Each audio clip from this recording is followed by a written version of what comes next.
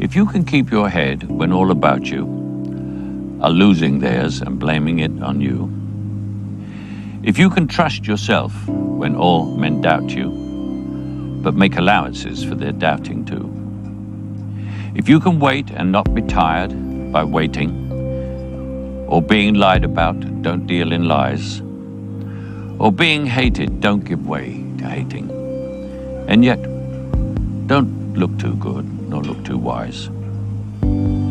If you can dream and not make dreams your master, if you can think and not make thoughts your aim, if you can meet with triumph and disaster and treat those two impostors just the same, if you can hear the truth you've spoken twisted by knaves to make a trap for fools, or watch the things you gave your life for broken, and stoop and build them up with worn-out tools. If you can make one heap of all your winnings and risk it on one turn of pitch and toss, and lose and start again at the beginning, and never breathe a word about your loss. If you can force your heart and nerve and sinew to serve your turn long after they are done, and so hold on when there is nothing in you except the will which says to them, hold on. If you can talk with crowds and keep your virtue, or walk with kings nor lose the common touch, if neither foes nor loving friends can hurt you, if all men count with you, but none too much, if you can fill the unforgiving minute with 40 seconds worth of distance run, yours is the earth and everything that's in it, and which is more, you'll be a man, my son.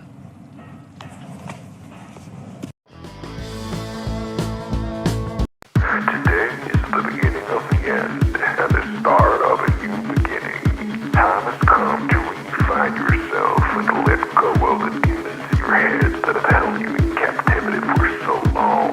It's time to flip the page and prove them wrong. It's time for rebirth.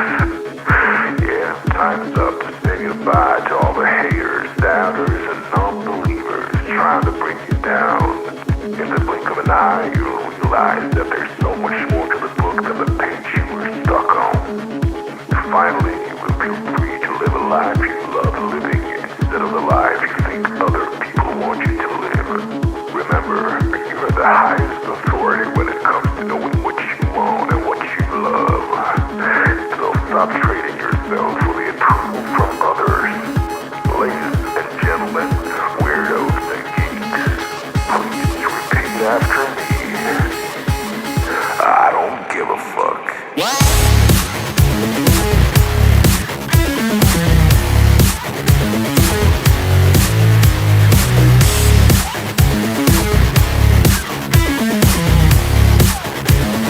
I don't give a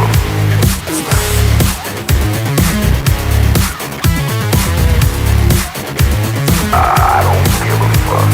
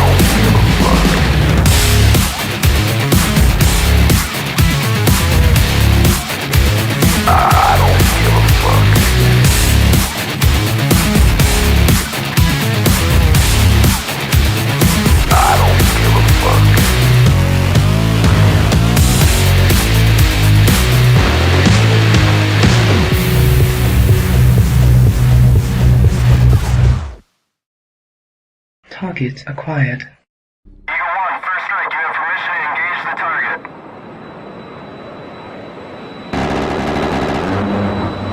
Warning: the following video contains explicit language which may be offensive to some viewers or inappropriate for children. The content within this video is intended for mature audiences only.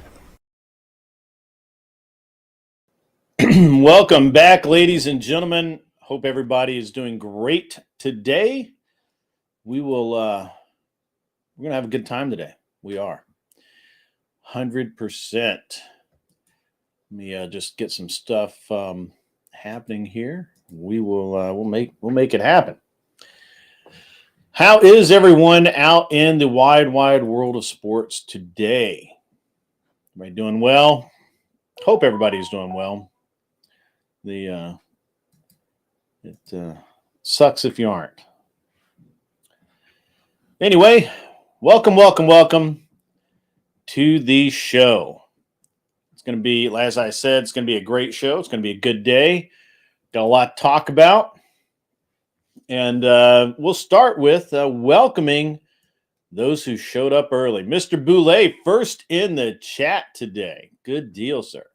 We've got Damien, our resident parkour guy. Again, guys, I hadn't reminded you guys in a little bit, but Damien does have his own channel. He covers some good stuff, so everyone should check out his channel and see if you like it. Dean Meekin, something like that. JS Urban Adventures sent me here. You're getting rated, boy. All right. Good to see you guys. Glad to enjoy that. James Life's Talk is out in the chat. Sport Brand in the chat with that JS raid. True raid. No more being non-monetized now. Awesome, buddy. Awesome.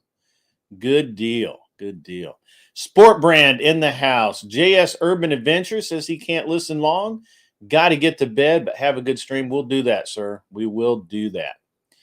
All right. Awesome. R. Allen up in the house today. Ticky Tack. Good morning to you, sir.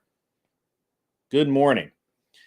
And since my top mod, Michelle, reminded me yesterday that I do not, for whatever reason, seem to be able to remember to grift, I will do so now. Ladies and gentlemen, the show is supported by my wallet.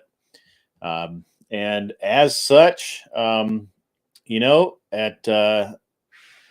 some point I've got to be able to, this show's got to end up making money somehow, somewhere, some way, or I have to, do other things that, aren't as cool.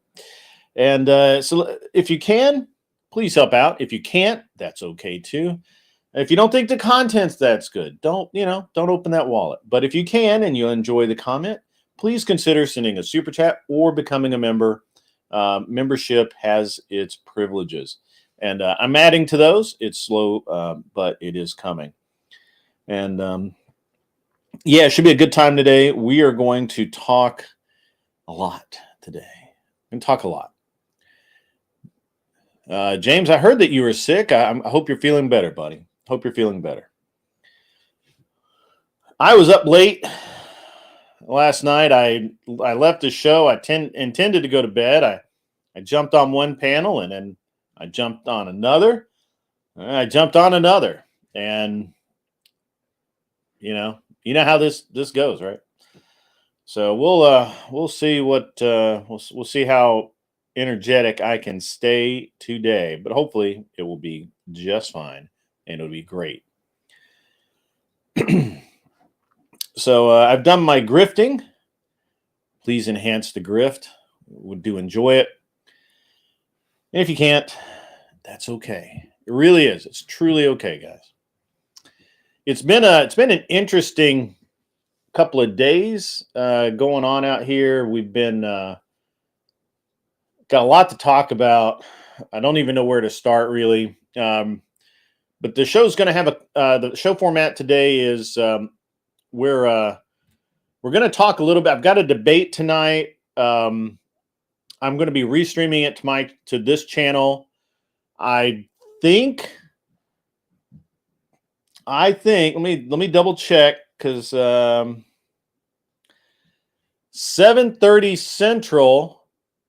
I'm going to fire up the. Well, actually, it's probably about 7 o'clock Central. I'll fire up the machine. We'll go live, and then I'll jump into the debate. We'll talk a little bit about the debate beforehand. Topic of tonight's debate: squatters' rights versus property owners' rights. Got some good backstories and info, and I've actually had some personal experience with this, so it's going to be a good time there. We'll do some of the debate prep towards the end of this show. We're going to start the show out. We've got to talk about the fires in California. The fact that Joe Rogan kind of predicted the fires in California is pretty interesting. There's a lot of other cool stuff going on, including, how evil do we think our government is being right now? I don't know. We're going to ask. It is interesting what's going on out in the government these days. And I, for one, have no idea how this is going to shake out. It's going to be exciting. It's going to be fun to watch. We're gonna talk a little bit about it. Wrongful Rage starting the show off right. Good morning. It begins again, one step at a time. Time to build. Wish me luck. Also, not one step back. No, sir. We don't take steps back. We take steps forward every single time. So that's interesting. Something else. Chris Lestrange, I am having a better day. I did not get a lot of sleep, so I actually was trying to take a nap. But that's okay. I may have to dive off for a minute. I'm hoping Michelle is awake and will come in and be a co-host, so I can jump off for a minute, or maybe I can bring one of you guys up, maybe Ticky Tack or Chris Lestrange or somebody, so that I can go and I got to just go check some stuff in the house really quick. And I've got multiple things going on today. One of the drawbacks of having the studio out here is that I have no idea what's going on in the house. So I don't, I need to randomly go check and make sure everything's, happening the way it needs to happen. Where was I? I was digging into this. Do you guys know that is, and it's been cold here in the South. I mean, it's like 15 fucking degrees outside Fahrenheit. And that's fucking cold. Did you guys know that in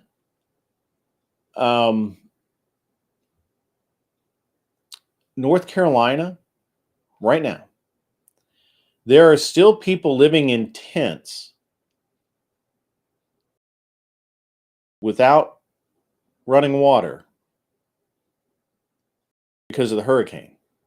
All the money we've sent, all the help we've sent, the government with their $750 allotment per person has failed these people. You imagine right now, right? Months. This has been months now. It's crazy. It is absolutely nuts. And we're going to talk a little bit about that. Yeah, right, Sport Brand? What the fuck? It's 15 fucking degrees outside here in Tennessee. It's probably about the same in North Carolina right now. You imagine being outside in a tent in this weather with your family? It's a shame. It's terrible. Glare 1%er, we're going to talk about that because when Katrina happened, the government moved heaven and earth to pull those people out of that area. I know we had some of them come up in Colorado. They were sleeping in the stadiums and things like that. But in this instance, in North Carolina, it seems like these people have already been forgotten. The press isn't reporting on this. I fucking still hear about Katrina. What the fuck? Now, you guys think about that for just 1 second.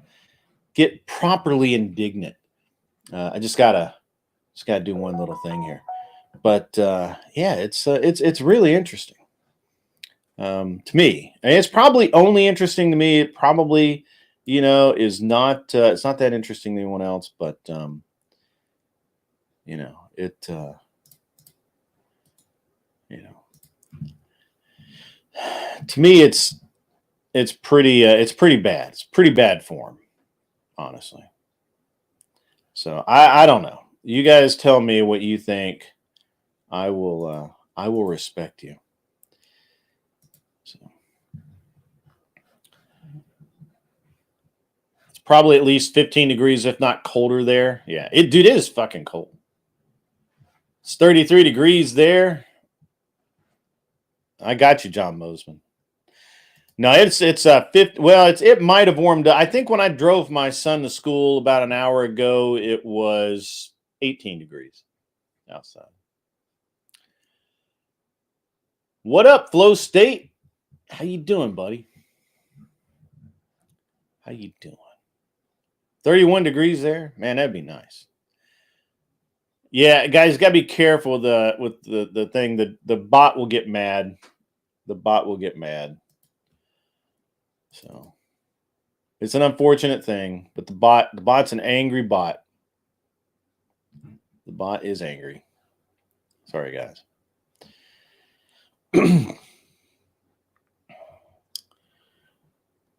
Sorry, guys. I mean, to me, it's just interesting because I can't even imagine being in that situation. You know what I mean? Like being dependent upon people to help me to, you know, having, you know, we pay our taxes, we do all the things. And for what? For what? What are we doing? Where are we getting things from? You know? It's crazy, man. It's crazy. So it's pretty terrible, actually. So I don't know. What do you guys think? Help me out here. Throw something out in the chat. Help me out here.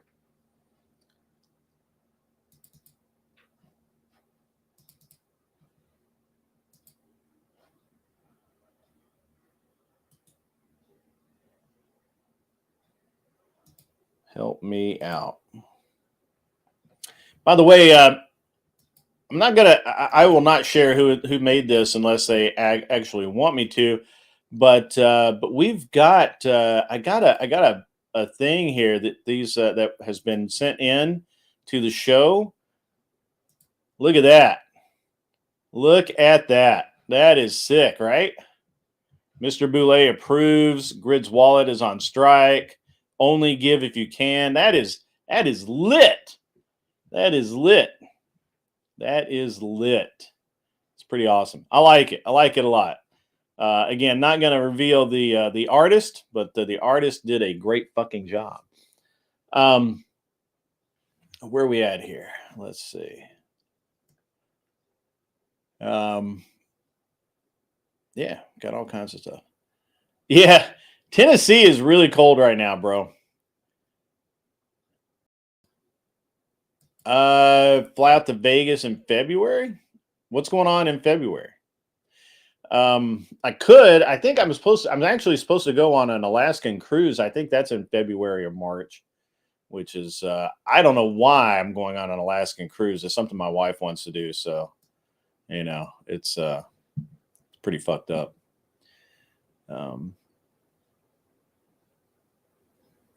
If we could get one of the mods to send Flow State the link, that'd be great.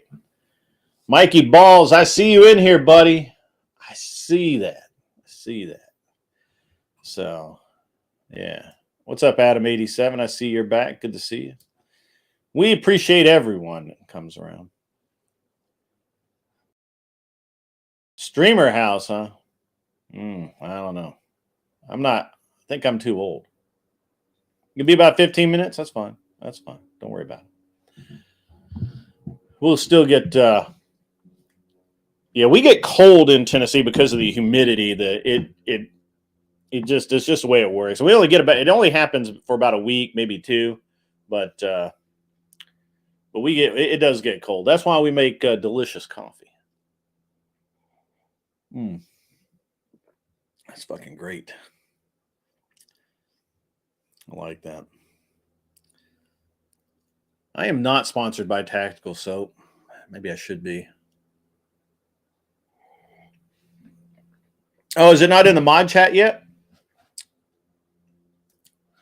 It may not be in the mod chat. Hey, stand by. Stand by. I will. My mistake. It's my mistake.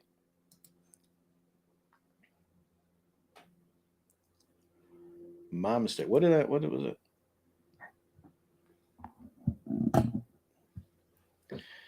Yeah. All right.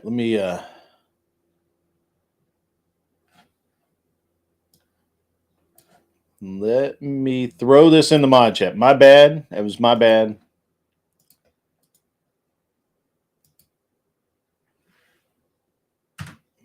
There you go. You know what? Honestly, I'm cool with basically with most people coming up today. I mean, we can have a more open panel than normal because I'm going to do the debate prep, and I really want to talk about the tragedies that are affecting our country and how our government, which we pay tons of money into to help with this stuff, generically tends to just fuck it up. And maybe it's time to put charity back in the hands of the citizen and get it out of the hand of the government. So Mikey, you can come up. Chris Strange can come up. If Sport Brand wants to come up, he can jump up here. John Mosman, love to have him up. I bet he's got some insight on this. So Imperious, no, you can't have a go at Flow today. I'm sorry, you just can't do it. So correct, Imperious, taxes are not charity, but one of the reasons we pay taxes is the promise of charity given to people on, or not. It's not even charity, right? It's welfare, right? So it's pretty terrible. We only get about 2 weeks of winter here, and we're in the middle of it right now. So and again, while I may have to duck out while you guys are arguing, or talking, whatever. Yeah, we can have a more open panel. I want to talk about the debate one of the topics I'll be debating tonight, which is, if you're not aware, it's the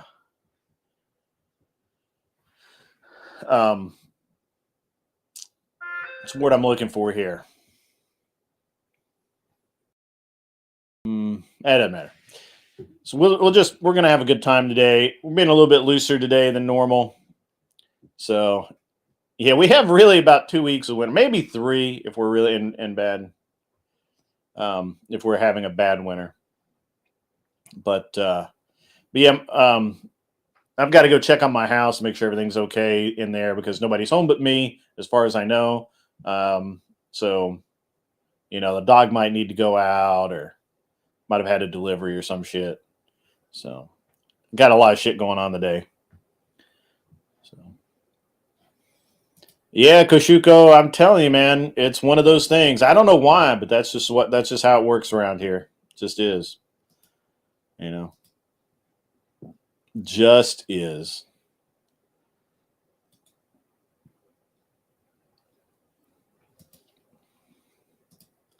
Now it'll rain for like a month.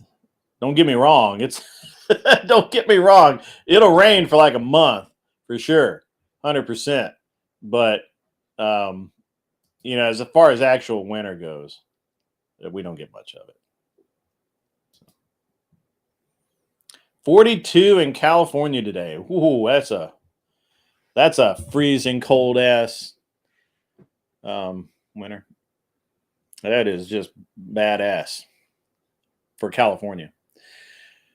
So what do you guys think about the fires in California, right? Like did Joe Rogan predict that shit last year when he had that guy on and they were talking about how just all it would take is a shift in the wind and some sparks and that California would burn from the hills to the sea? Did you guys see that? Because I was rewatching it just a little while ago. I feel like Joe Rogan predicted this shit. Of course, he lived in California for a while. I mean, he's in Texas now, I think, but he lived in California a long time. How much you want to know about fires, Grid? You know, I don't know as much as I should probably. But I was in California back when they had a lot of forest fires, and they were like closing schools because of the smoke. That was very interesting to me. I'd never seen that before. And the bullshit way that California handled their fires then is a large part of the reason why I decided not to, or one of the biggest reasons I decided to leave California when I did. I could have stayed another year or two and made some more money and just, you know, I would have suffered a little bit, but but that stupid ass fire was terrible.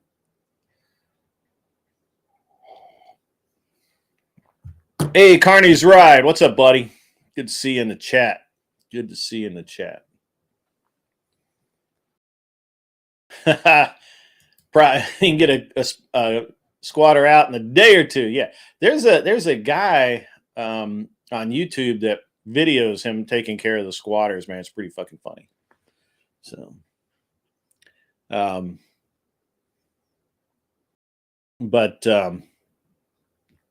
so actually, Glare, no kidding. I was coming back from Reno, going down the highway, and I saw a wildfire in the median, and I swear to you, I think somebody set that on purpose. And then oh man, it's probably, dude, it was probably like 2 months later that it came out that actually they said that the fires were started on purpose in multiple locations. And so because it was just a weird deal why they had a fire in the median on the interstate. And it was pretty interesting. So yeah. We don't have anybody up yet, so we're just gonna keep chatting here. Asian Andy, I didn't see Asian Andy come in. Can I not see Asian Andy? Maybe I missed him. It's okay.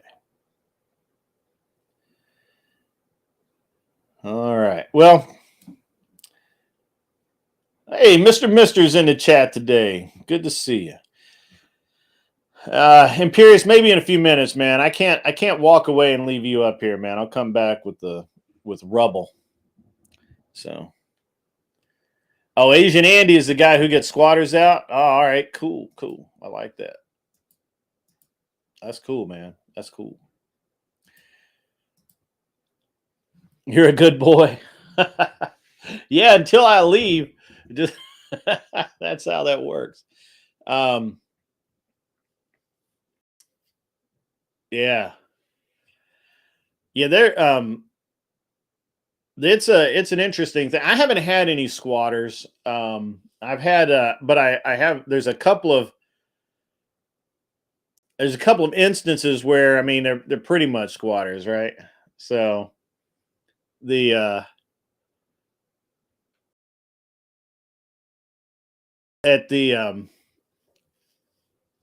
not to sound glib or anything, right? But like one of my I was talking to Flo about this last night. One of my relatives is kind of going through this right now. I think that so we don't have squatting here in Tennessee. There's no squatting laws. There is an adverse possession law where if you occupy a property with permission, without permission for 7 years and perform maintenance and improvements, and you probably have to pay the property taxes on that property, then you can apply for 7 years. You can apply for adverse possession, and it's not easy to get here in Tennessee. A lot of states have this open, like Florida says that you have to openly occupy that property, which means you can't hide from the landowners. You can't keep the windows boarded up. You can't come in the back door all the time. You need to get mail there, and that's all of it. And yeah, California, I think you do need public notice. In Florida, you have to basically notify the landowner. I think that you're going to go live on their property, and but evicting people when they're in the process of that can be absolutely fucking nuts. And so we're going to talk all about that a little bit later today. But yeah, I know that yeah, Florida has Florida and California have the longest list of requirements, but New York it's almost like county to county the requirements change. New York is really interesting. So it's an interesting subject. It's going to be a good debate because usually people that are pro squatter, first of all, they don't own any property, and second, their argument, such as it is that it's property that's abandoned that wouldn't be used otherwise, and so why wouldn't you let these people occupy it? And that's an interesting question. Yeah, squatting is not adverse possession, and it's illegal in most places. So I think most of the people who are going to be in favor of squatters' rights and are probably going to try and conflate squatting with adverse possession. Your brain implodes when you think about this stuff. Yeah, man, that's just all the more reason to hit the like button, Coco Shuko. All the more reason to hit that like button. We got 2 likes. Well, wait, I haven't refreshed my screen. How many likes we got here? We got 15 likes. We got like 30 people. That's not a good ratio. I think you're squatting in my chat because you didn't hit the like button. It's free. Just hit the like button. Come on, help me out. Yeah, just hiring Pierce. That's what lawyers do. They get to think. They get paid to think about problems, so other people don't have to think about the problem. But at any rate, guys, I mean, it's an interesting thing. And I can't wait to kind of discuss this. My position is that if you actually support squatters' rights, you're basically insane, because a squatter is somebody that moves in dark of night, changes the locks, puts power in their name, and basically they do it kind of under the cover of darkness, if you will. They do it in such a hidden way. A lot of times they occupy properties that have been foreclosed on, that that they know a bank owns. So the bank's not going to send anybody out there, and all of that, and they can go years sometimes without being found out. In Colorado, there was a case where this guy had bought a property from a bank that had been it had basically been foreclosed on. I want to say 5-6 years earlier. The bank they'd had an auction. It didn't sell. The bank didn't want to put any more time or money into it. And there were I think maybe there were some other issues with the titling of the property. And it just sat there, bank owned, for all intent and purpose. Well, these guys moved into it. This family moved into it. They were absolutely horrible people. They ruined this house, basically destroyed this house. And a local guy bought the house, sight unseen. He just bought it. It's a bank auction. It went up for auction again. He goes to buy. He buys it. He goes to check it out. He goes to physically, take possession and all of that. He has a key from the bank. He has all the paperwork, everything. He gets there and there are people living in the fucking house. What the fuck? So he tells them to leave. They tell him that they lied to him, say they have a lease and that they're not going to leave. And he can't do anything about it. So he goes, he calls the cops. Cops come out. They do have a fake ass lease. The cops say it's a civil matter. They're technically not trespassing. They have this lease. We don't interpret paperwork. Bullshit. Whole 9 yards. It takes the guy 5 or 6 months and a bunch of attorney fees to get these guys out. And these people out. In the meantime, they sold all the fixtures out of the house. Sinks, toilets, fucking lights, all of it. They sold anything they could take off and sell on fucking Craigslist, dude. Not even joking about it. Hey, what's up, Mister? How you doing, buddy? What's up, man? Hey, I see you riding today. I see you. You on break? Yeah. Yep. Cool. Sorry, man, you caught me mid rant. So I'm going to finish that. So this guy, and I actually know this guy. I mean, I don't like him, but I know this guy. He spends 6 months. He takes possession of the house. Ain't shit in it. Drywall's ripped out. Copper pipes are gone. Shit's just trash everywhere.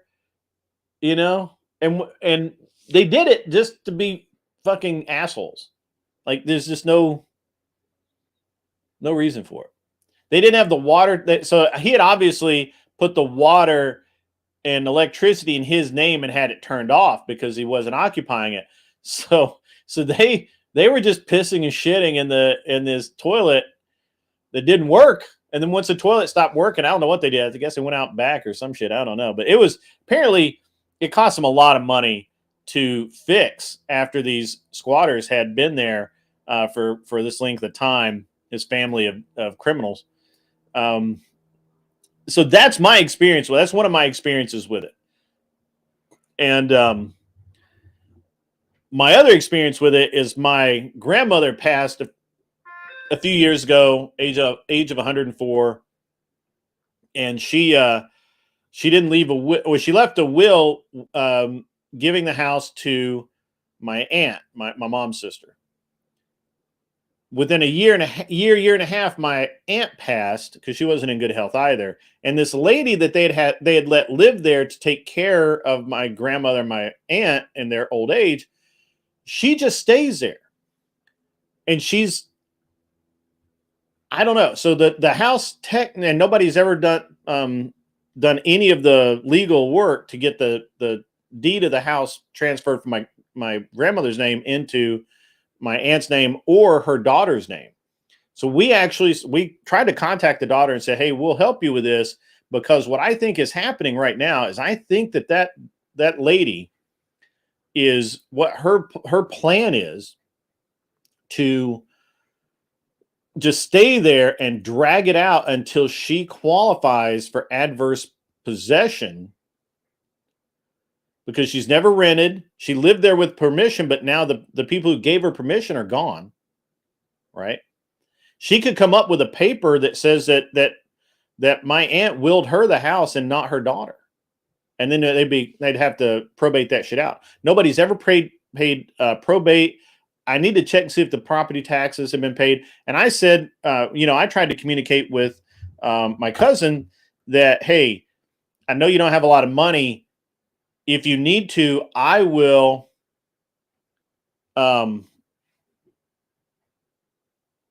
I'll help out, right? Like I know some lawyers that'll help you. I know a little bit about the law and all that kind of stuff. And but I think this woman is angling to make an adverse possession claim in the next 3 years when she's lived there this time that my grandmother's passed. It's going to be interesting. It's going to be very interesting. And so I'm aware of a couple of different situations with squatters and such. And but the squatter, I don't know that there's any such thing as squatters' rights anymore. I think we've pretty much done away with that. That was a uh, Middle Ages, Renaissance into modernity kind of thing in the UK and England, or not England, but Europe, because these rich people would buy huge tracts of land and let people live on them, and then they would die, and you don't know who it goes to, and maybe that guy died in the war, and he'll never be coming back to take possession, So, but anyway, welcome, Mister. How the hell are you, sir? Good. It's been really cold lately. Like 4 Yeah, straight dude, it weeks was. of not Arctic blast up here in the Northeast. Yeah, dude, it hit. It was 15 degrees when I walked out of my house this morning. Cold as fuck. Yeah. Well, I wanted to come up to kind of talk to you a bit about what you were saying before. Like Yeah. I put in it's just very interesting how, I'm gonna have to retrack all this stuff when he finally gets in office, because every single damn day goes by and there's some new crap that they pull, seemingly under our noses, or it's like, I'm like, dude, just go away. Just stop your shit and just go away. Like, Well, you look I at, said that was going to happen, man. I yeah, said it. I said yep, it back when everybody's like, "Nah, he's, Biden's out of it, and he doesn't know what's going on. It's going to be, it's just going to be nothing. Nothing's really going to get done till Trump takes office, And I said, no, Biden hasn't been in control for a year and a half, 2 years, this maybe ever. this Uh, is a guy who spends damn near 3 years on the friggin' beach. And then a month before he's got to leave, now all of a sudden he's out there fomenting all this crazy shit. It's wild. yeah, It's yeah. really wild. Again, I don't think that dude is all there. First of all, I don't think he's all there. I think he's definitely being controlled by somebody. Yeah, He's yeah, definitely being yeah, controlled by somebody, and he's just reading a script. Right at this point, he is literally a brain dead puppet reading a script. And I called this a while back, man. I was like, no, they're gonna have to basically catch the world on fire before Mhm. Biden leaves office, so Well, that they listen. just hand Trump this dumpster fire. Yeah, well, That they're trying it. I mean, listen to the list, okay? And people forget about it if they're not keeping track about it. You have 2,000 troops in Syria. You have the Mhm, Iran situation. You have mhm. 500 million that he gave to Taiwan and Abrams tanks, and now Mhm. it's pretty much like poking They a were like war the with first China. generation. Yeah, they were like the first generation of Abrams from like 40 years ago or But some shit. still, I mean, why are Yeah. you doing that? That's really dumb. If you don't want a war with China, you know? Well, I don't think China gives a shit, but I think the interesting thing about it is the optics of it globally, Yeah, right? yeah, yeah. And and the idea that my personal reason why I think this is happening, and I don't know, um, I don't know how people think about this, right? But this is what I think about it. If the reason that we reduce our inventory in this way is, first of all, so the president can look like he's a badass, but it depletes our inventory. So instead of having 200 tanks in inventory, now we only have however many, and They got to now we need to replenish make them. we got to replenish. Right? There's a standing there's Yeah. a minimal equipment list. There's a standing order. And so, He gives fighter jets to Turkey, and now Turkey's bombing Syria. Like, it's kind of interesting there, you right. know? And again, this is all old, out of date shit, but it's what it does is it clears our inventory, which would probably not happen under Trump in the same way. I mean, sure he would do it, right? Like he would give Finland, whatever, or someone like that. But but probably not Taiwan. I mean, and actually, I don't know that it matters with Taiwan. Taiwan doesn't have the ability. Here's a dumbass thing here. You give Taiwan tanks. First of all, Taiwan's a fucking island. The fuck do they need tanks for? Second, Yeah. how the fuck are they going to get them into mainland China? They don't have any fucking boats. The fuck? Like this is literally like giving chicks condoms. What are they going to do with that? Like, what are they going to do? Look at that. Yeah. They don't have a dick. Then you have all the Ukraine money that they gave without Right. Congress Yeah. approval. Right. And You have again, there's go- the same thing, right? Like we depleted our inventory, and now we have factories all throughout the country booting up to make 40 millimeter shells, and 105 shells are flying off flying into inventory right now. People are making them, and it I understand the reason for it, right? I understand the reasoning behind it from the view of the military industrial complex, and most Americans, at least we're doing something. At least we gave Taiwan a bunch of tanks. I mean, we're badasses. We did something. I get that, man, but it's such a nothing burger. But it gets people stirred up. It gets them stirred up. Well, the 500 million, like what? 500 billion, dude. It's 500 billion total. Yeah. Right? Well, It's like $357 billion in actual cash. 120 billion, 130 billion, well, that's something Ukraine. like that. That's Ukraine. Go ahead. That was Ukraine. I'm talking about Taiwan. This is new. No. This is new, Grid. It happened in September, and I was he's going to be giving away money. He's literally going to be giving out money like your drunk uncle until he leaves office. And by he, I mean the 10 or 15 people that are running his stupid ass. So that's it, I mean, it's just going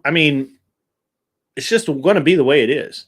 Now Trump will get in, and he'll turn that spigot off, I hope.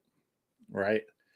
And they know that. Here's the thing. And again, this is something that was, you and I actually had a conversation on this very thing about 3 months ago about how even if Trump gets into office, or right before Trump gets into office, if he wins, you will see spending like you've never seen before in that last 30 days, because they have to. They can't, because they know what's going to happen if they don't, right? Because if they had a spending bill in place to say, and by the way, those tanks haven't left the U.S. yet. Yeah. No, it takes a while. You're right. So when Trump gets in office and says, "Fuck no, we're not giving anybody," we'll recycle those bitches. We'll put them in parks for kids to play on first. When that happens, libs are going to be dining out on that shit for a month, going, "Here we could have given Taiwan tanks that they could drive around their little shitty island on," and but instead, Bad Daddy Trump said, "No, can't have it." I mean, come on, man. This is politics. Like, this isn't even politics 101. This is day one, session one. Before we get into the debate stuff and everything, I'm glad I got a chance to pick your brain for a minute, because one of the other things I was looking at was the economy, how it's going to change over the next 3 to 6 months, and become more of an investing type of opportunity for people.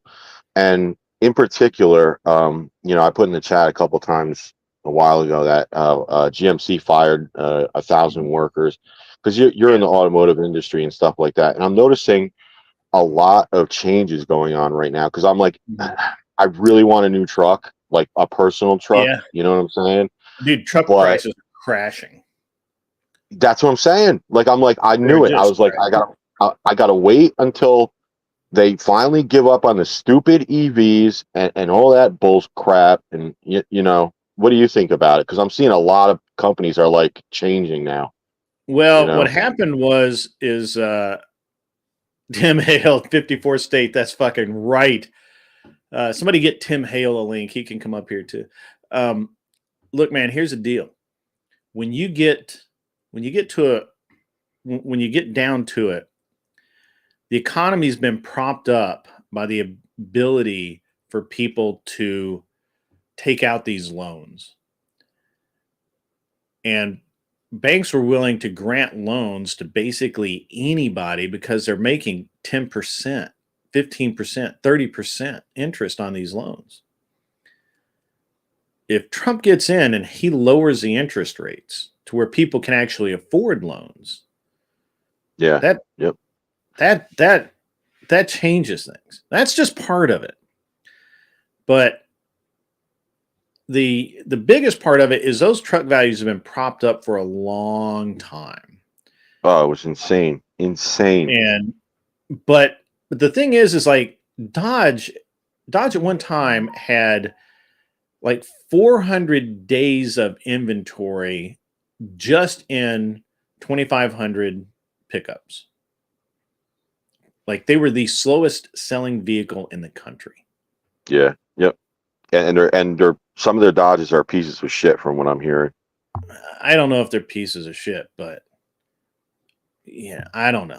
I haven't really paid attention to because I haven't tried to buy a new car in a while, but Not the trucks, the car I'm talking about. Some of the cars they're getting like pushbacks. Oh yeah, Dodge. Well, so Dodge well, look at it. What everybody's doing. They're discontinuing things left and fucking right, dude. Yeah, and even Toyota was having. Chevy discontinued the Camaro. Ford has discontinued various versions of the Mustang, including the little 4-cylinder turbo Mustang. And they're doing away with it with something else. I forget what it was. So this happened like a year or two ago, and or no, last year I think. Dodge is getting rid of the Challenger and the Charger. They already got rid of the Magnum. So basically, most of your V8 vehicles they're out of here. They're gone, and they were putting all of that manufacturing into trucks. So when you start pumping that, but the problem is that there's so many out there, dude. There's just so many. Yeah, out there. The inventory is so high. I want one this year, but I didn't want to pay 120 grand for yeah, dude, the prices are falling, dude. Like it's crazy. I'm gonna wait like 3 months, and then I'm gonna get one for like maybe 40, 50. My brother got one for 50, which is hard to do, but he's he's like sport brand. He'll like sell a ketchup popsicle to a woman in white gloves. There you go. That's good. That's good. That's good. That's good. I like that, man. That's pretty funny. Yeah, but she had a Chevy, I think, Silverado. Yeah, I have a Silverado, but I have a 2014 Silverado. So, yeah, those are nice. Those are nice. I really like that. Effing epic. Chevy does have more recalls than any other manufacturer because they will actually fucking recall it. It took almost a national outcry to get Toyota to recall their shitty stuff. Yeah, Chevy's like they're at least trying, I guess. If you get what I'm saying. It's like they took a different approach, so they're not hurting as bad. But the rest of them, they just kind of threw their arms up, and they, like the Bud Light thing, they brought in some idiots into their fold. But Ford's looking like they're starting to wake up because they stopped the DEI crap, and so. Yep. Did you effing epic? Did you work for Bob? Was it Bob Wood? Not Woodford. Woodman, maybe.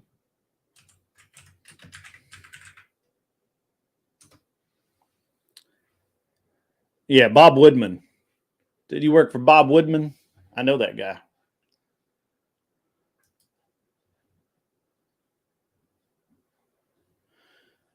I knew that guy. You know, Mr. Boulay, it pissed me off so bad when Ford did their bullshit with the Maverick. I wanted a Maverick because it's supposed to get 40 miles of the gallon. And that would have been awesome. And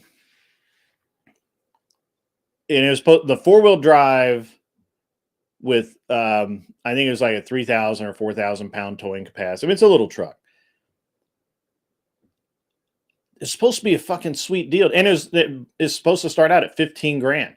And then they discontinued it because they had so many orders at, because who's not going to buy a $15,000 truck, right? And this was this is probably in like 19, probably 18 or 19. Who's not going to buy a truck for 15 grand? And they had so many orders, they discontinued. Subaru and Ford, is it Ford? I think, and Toyota. They're releasing a cheaper version of all that stuff. Cheaper trucks.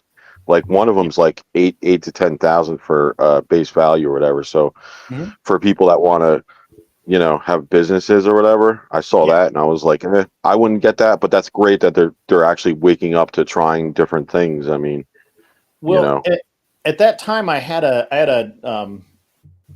dually. And dualies are a pain in the ass to park, right? You just want to run to Walmart. That's not the vehicle you pick to run the Walmart in. And but I did that all the time. And I was like, you know what? I like the idea of this Maverick. And then they discontinued it. And then when they relaunched it, the cheapest one was $10,000 more. Like the base stripped down model with the front wheel drive only, with the hybrid.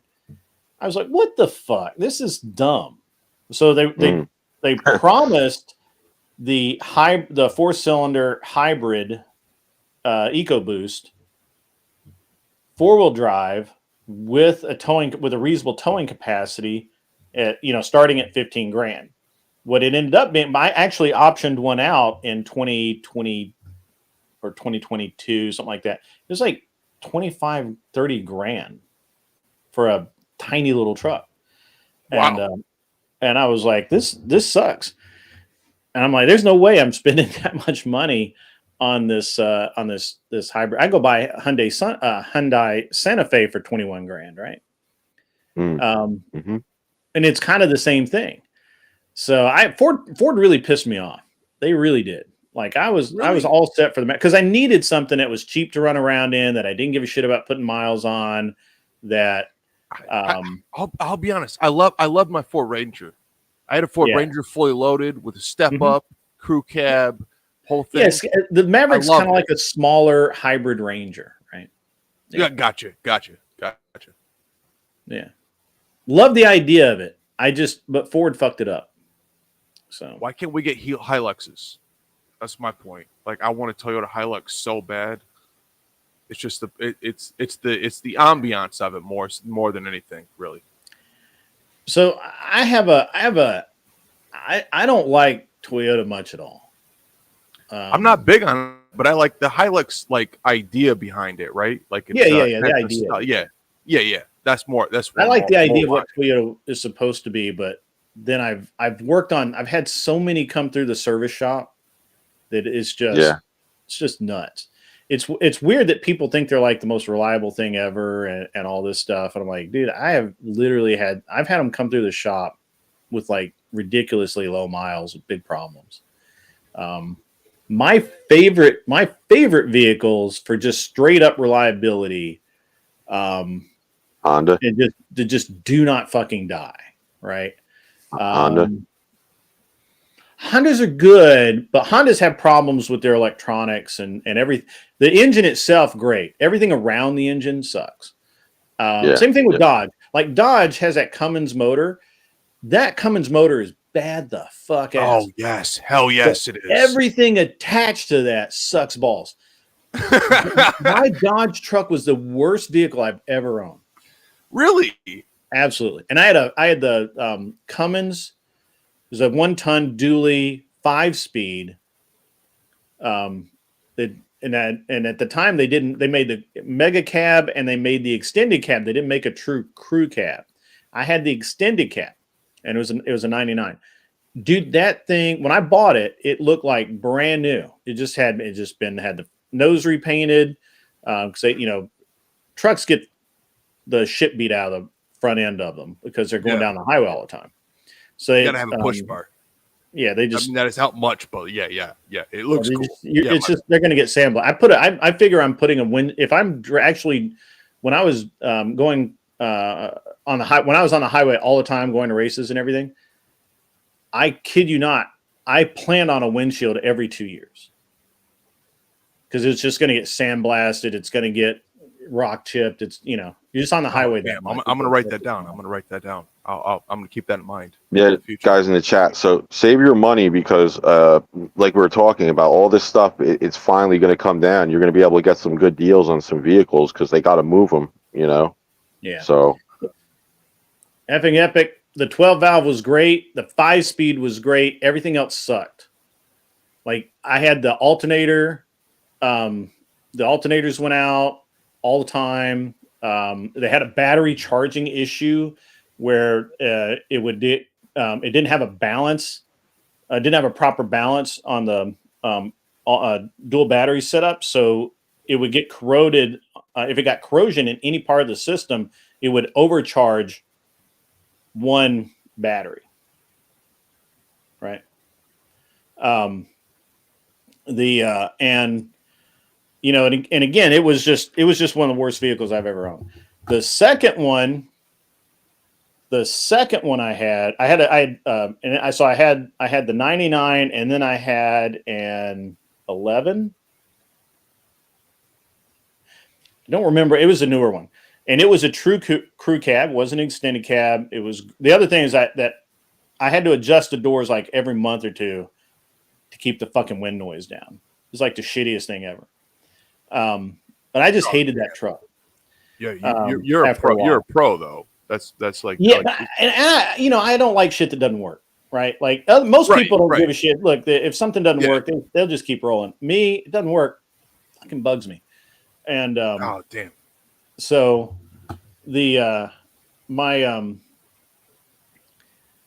so I switched to a Ford. That was and I went from a dually to a single rear wheel, and that truck sucked for a different reason. That was because it was it had been lifted, and the tires when you put a trailer behind it, the tires weren't really. I mean, they were technically E tires, but they weren't. So they weren't really load rated as much as they should have been, and just the way the springs and everything loaded and unloaded on that truck. It just wasn't very good to haul with, and they had an issue with rain could get into the wiper controller box or something, and your wipers would quit in the middle of a rainstorm, and your headlights. Oh yeah, it's the worst. That is the worst. And you'd have to literally pull over. I think it was behind a glove box or under the, I forget where the fuck it was, but you have to pull over and just take a paper towel or something and dry that out. And then your headlights and wipers would work again. And so I hated that truck too. Got rid of it. And then I bought the first of the 04. I bought an 04 GMC dually with the Allison. Mint, dude. I'm telling you, this thing when I got it, it had like 200 something thousand miles on it. I ended up with like 380,000 miles on that truck. Damn. And it drove like a brand new truck. Like if you got in it and I didn't tell you it had 380,000 miles on it, you would never fucking believe it. That's wild. And yeah, it was it was just a badass truck. And I could set the cruise. So the other thing is that the Dodge had good power. The Ford did not have good power. The Dodge with the manual was great, but I'm telling you that GMC, man, I could set the with my 52-foot trailer with the high jet, 5, 6, 7 sets of tires in it, all the spare parts, the engine crane, the toolboxes, the fucking everything we took, and 2 race cars in it. The 52-foot trailer. I'd set the cruise control at 80 miles an hour and just roll down the highway. How's the suspension? It was fucking great. Rode like a Cadillac. Yeah. And, Yeah, the Silverado's got really, really nice suspension. It just fucking rolled. And I had that truck up until just a couple of years ago. I sold it to my nephew, and he fucked it up. He blew the head gaskets in like 3 months. Oh man! But then and then I bought another, because I had a bunch of trucks. I had bought another 04, I bought another 04 extended cab, not a crew, but an extended cab. It was a great truck. And then I bought, I leased, at the time it was brand new, 2014 and 2015 Dodge. I rented a gas and I rented a diesel single rear wheels. The gas truck was fine. It was no problem. The diesel truck, because I think that was the first year of their DPF shit, it would randomly go into like regen and whatever. And it melted an engine in basically the space of an intersection. So. Oh yeah, freight. I'm just addressing Glare in the chat. Yeah. Freightliner. Yeah. They're owned by Mercedes. They make good stuff. Yeah. So I had that. So I had those 2 Dodges. I also had an F550 Ford with a Western hauler bed on it. And the F550 was great, except it had the same transmission as like just any other fucking Ford truck. It wasn't an Allison. And so with 80,000 miles on that truck, it split the transmission case. Like it just blew the fucking transmission apart. Now we were hauling heavy. Now again, look, I got a 52-foot trailer, man. Like, oh damn, okay, that's a big trailer. There's no joke. And but I hauled a couple of different trailers with it, but yeah, it was. I mean, I'm not saying that. Look, I'm not saying that I'm the average guy, fucking around with. What are you hauling, you're Grid? top notch. No, you're top notch. I had shit going on, but I'll show you. Hang on, I got it. I'll show you here. Let's go. Yeah, let's go. Yeah.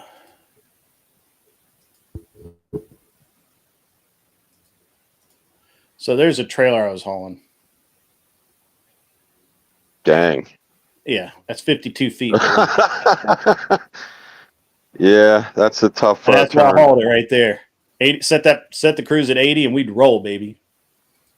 There's that bad bitch right there. And so that truck, honestly, of all the trucks I had, that truck right there was probably the best of them. That's a wild trailer. That is a trailer amongst trailers. That is a king of trailers. Holy shit. Damn. Yeah. You were doing it for real. Yeah, there's the 550 right there with the little trailer. That's a 40-foot trailer, but that trailer is all steel. That's a Chaparral. Oh, gotcha. Yeah. Damn, that's wild. That's wild. Yeah. Yeah. You were doing it big time. Well, when I tell people all the time, I'm like, yeah, it's not like I was like, I wasn't playing around about this stuff, man. Like, right. It's a real shit, But so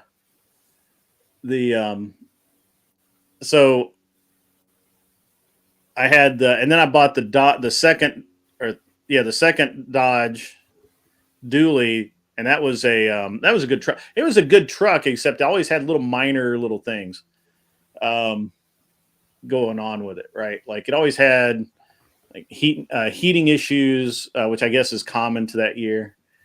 And we had that truck had I had the fucking lift pump go out on it. and where it would randomly not fucking start, and ended up having to have it towed into the service station. And then I found out that they had modified it in the past, and so it needed a different fuel pump than the standard one. It was still a Dodge part, but it wasn't noted anywhere on the literature with the truck. So that was a fuck up. And its transmission was going out on it as well. See, so I've just you know your stuff so well that's like I feel like I've been paying out my nose for stuff where it's just they say, "Oh, this is what you need," and it's like, sure, I guess, yeah, I'll give you money for it. Like, yeah, fix it because I want to be on the road again. You know what you're talking about. I have no idea. I warn everybody when I and as a matter of fact, when I talk to somebody, the first thing I tell them is like, look, I just in absolute transparency, I used to I owned a bunch of shops. I owned a race team. Normally I do all this stuff myself. And, but I'm just letting you guys do this. And so, I just want to let you know that this is what the problem is. And this is what I think you're going to find. Kokoshuko, the new Dodge trucks actually have the AISIN transmission. That's AISIN, and they are fucking badass. And they're like, that's probably the best transmissions they've had in them, period. But the earlier, go ahead. I remember the Rumblebees, the Dodge Rumblebees they had. Those were, oh my God. You go down the street in one of those things, you could set off car alarms. That had the Viper engine in it. Yeah, I don't. Unfortunately, I know almost nothing about the. I did have a Dodge car at one point. I have a picture of it. Again, stand by. I'll just exit out of that. I'll go back here. And but I just don't. I don't really. I'm not a Dodge guy. Yeah, I'm not a fan of them either. But those were incredible. Shit. Hey, what's up, Flo? The Grid left me in purgatory for like an hour and a half. Man, hour and a half. All right, I did not, dude. You just drove up. That's a bit longer. It was like 2 minutes of pure hell. Oh, okay. Well, hey, that's good enough for you. I'm just busting balls. Normally, I'm used to giving 2 minutes of pure heaven, but. Oh damn! Yeah, that's what your wife says, right? 2 minutes by the second round. The first round is only a minute. Hey, let's go. That's enough. Here's my Challenger that I had. That's nice. That's at the PRI show. I think we got some more pictures of it. There we go. Woo! Oh, damn. It's all right. It's all right. That's fire. That's fire. Just when I was selling it. So there's a fuel system. More fuel system. Oh, the inline fuel systems. Yeah, those are real useful when you got the right the threading for them. No, Dean, that was it's a race car that was for the. We were running it in Grand Am. We were going to run it in World Challenge as well. However, Dodge is a bunch of punks, and they didn't want to give me any money to run it. They wanted me to run it on my own dime, and I told them to go fuck themselves, and they didn't like that. This car, even with Dodge giving the car and a container load of parts, this car is about just under $200,000 to build. Whoa! What's the horsepower? What's the horsepower on that? Well, it was basically a stock motor. I mean, we have all the race car shit on there. We got like all performance parts and whatnot. Yeah, I mean, we had to use a stock airbox, right? And wow. So. But we had more power than anything else in theory, we have more power than anything else in the series. So, but we were also a fucking train, it was a fucking freight train out there with tiny little cars. Right. But, That's wild. That's this fuel system setup right here is about $3,000. Wow, damn. Yeah. Don't even get soundproofing, boys. Don't even get soundproofing. Because of weight? Is that a weight issue? What's that?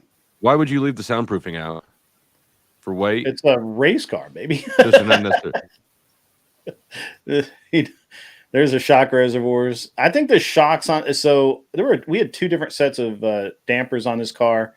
You can see that one says prototype for testing purpose only. So we can't talk about those, but the other ones were like, I don't know, 2,000 a corner, I think, something like that.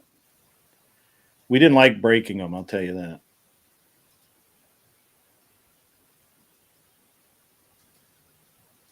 It's clean. Not even a CD player. No CD player. I saw you had a funny looking sub in the trunk there. Right. That's right. Yeah. Flow's quick on the uptake. So the tubing in that car came from fucking Canada. It's ridiculously expensive because what they actually do is they have this long ass it's basically a drill that they pass through each 20-foot length of tubing to make it the exact size, thickness, wall thickness it needs to be. It's called milled tubing, and it's ridiculously expensive.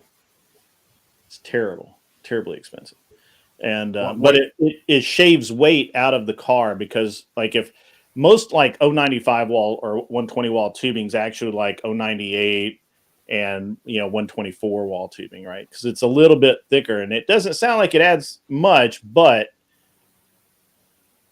if you're gonna just to say, just to have a question, why is it so much why is it so much more expensive? Because they have to basically size the tubing not by hand, but okay. It's tedious. Right. Okay, gotcha. It's a lot of work. Gotcha.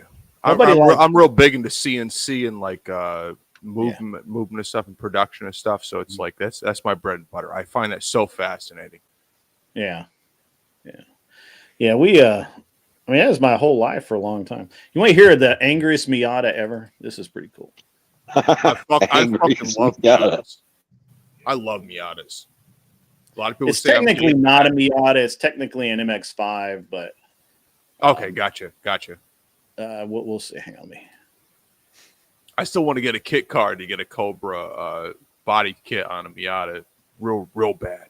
That's one of my dream cars. I don't think they do that on a Miata. They Superformance. You can buy one.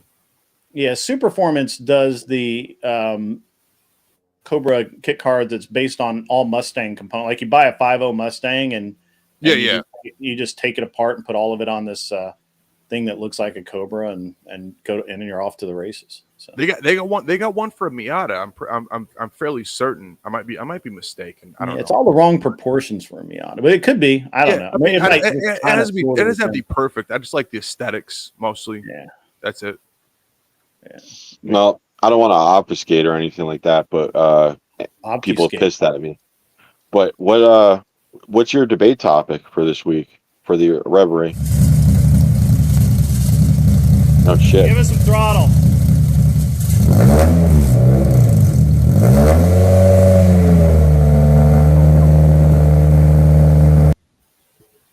Yeah, that's pretty cool.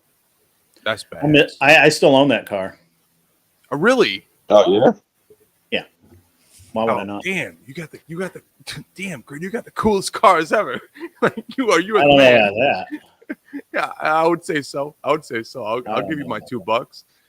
That's that. Yeah, those are fire. I like this one too. This is so I had this out in front of my the shop in California while we were like doing some shit. Oh, got a TTS coming through.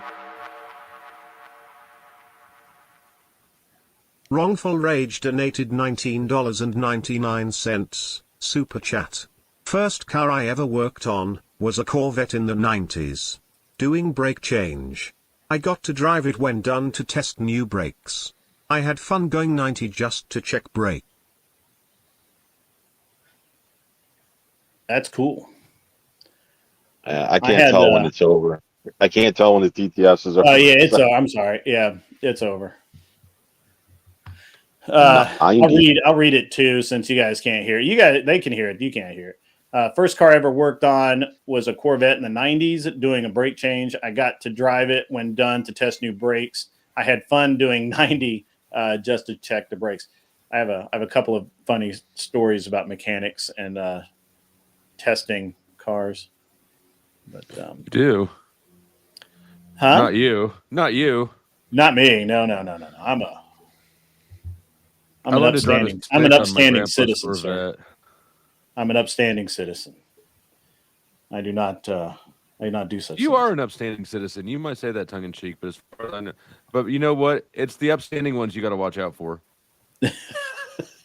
I don't know about that. Grade 1, you don't have to watch out for. Really, I was super upstanding until I was a felon. Then I let myself get subwoofers and earrings and all that clean shit. cut guys, you got to watch. Before then, I was so plain. Like grit, like dust, like the dusty, like the powdered dusty.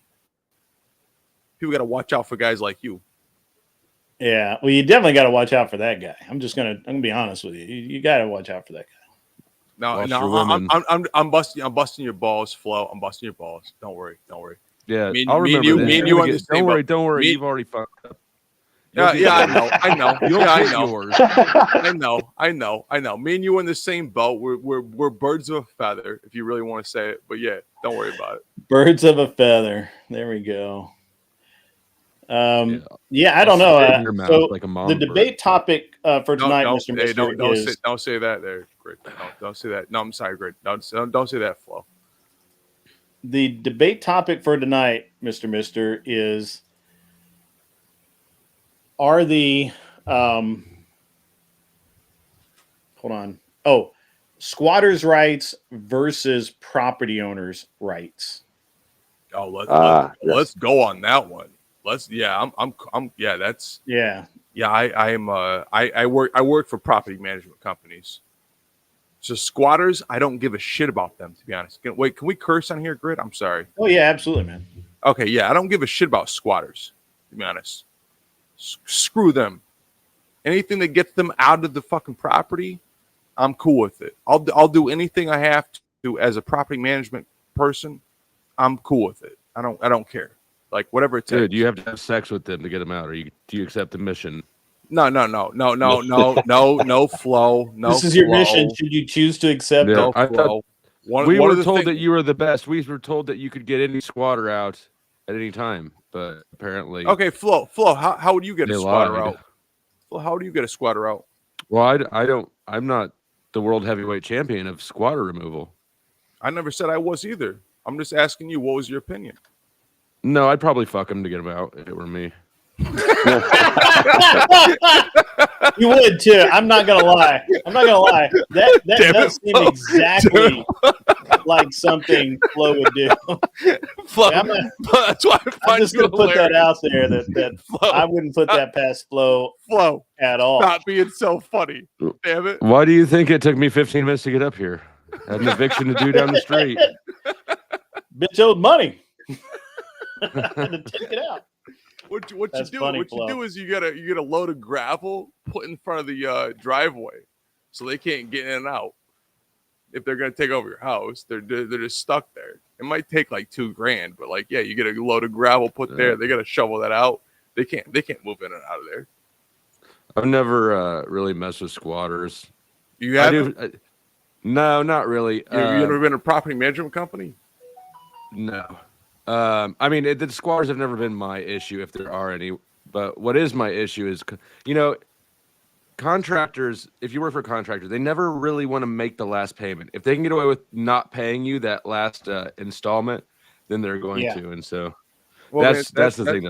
That's contractors. I'm talking about property management companies, guys who already. No, I've never been a property manager. That's what I literally just told you. Well, okay, thank you.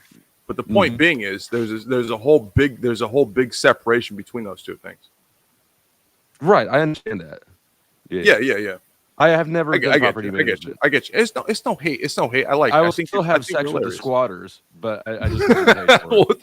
it depends on how they look like, right? Grid, you own property. Grid, you own property. What's it like in what are the laws like in Tennessee? So there's no squat. I mean, there's literally like no squatter, right? Like there's it's just not even something I think about at all. It really depends on the state, to be honest. Yeah, it's really hard here to pause. It's really hard here for there to be such a thing as a squatter. Now we do have adverse possession, but it's so specific as to how you can do that I mean it's still, I mean, it's basically impossible. I'm not saying it's, that where there's a will, that it couldn't get done. I just don't see how you could get it done, to be honest. It would just be so. What, you mean getting squatters out? No, for squatters to be in, because to do it, have to basically do it in the open, right? Yeah, you can't hide. Well, they take advantage of property laws and mail laws, right? So if they have one delivery to their ability, what is it? Damn. Are you sure that you're in property management? Because it doesn't sound like you know what you're talking about. Oh no, I'm in property management in the worst degree, not in the sense of legalistic stuff, right? I'm there when a person comes in and steals the property and they have to call somebody else to get them removed. So we're kind of I'm not college educated. I'll give you that, Flo. Well, that wasn't what I asked. Well, I mean, at any rate, I mean, the point being is you have to do sideways deals. I mean, here in Tennessee, and I'm going by memory here, you have to prove that you had that you did. Well, first of all, you can't have had permission, right?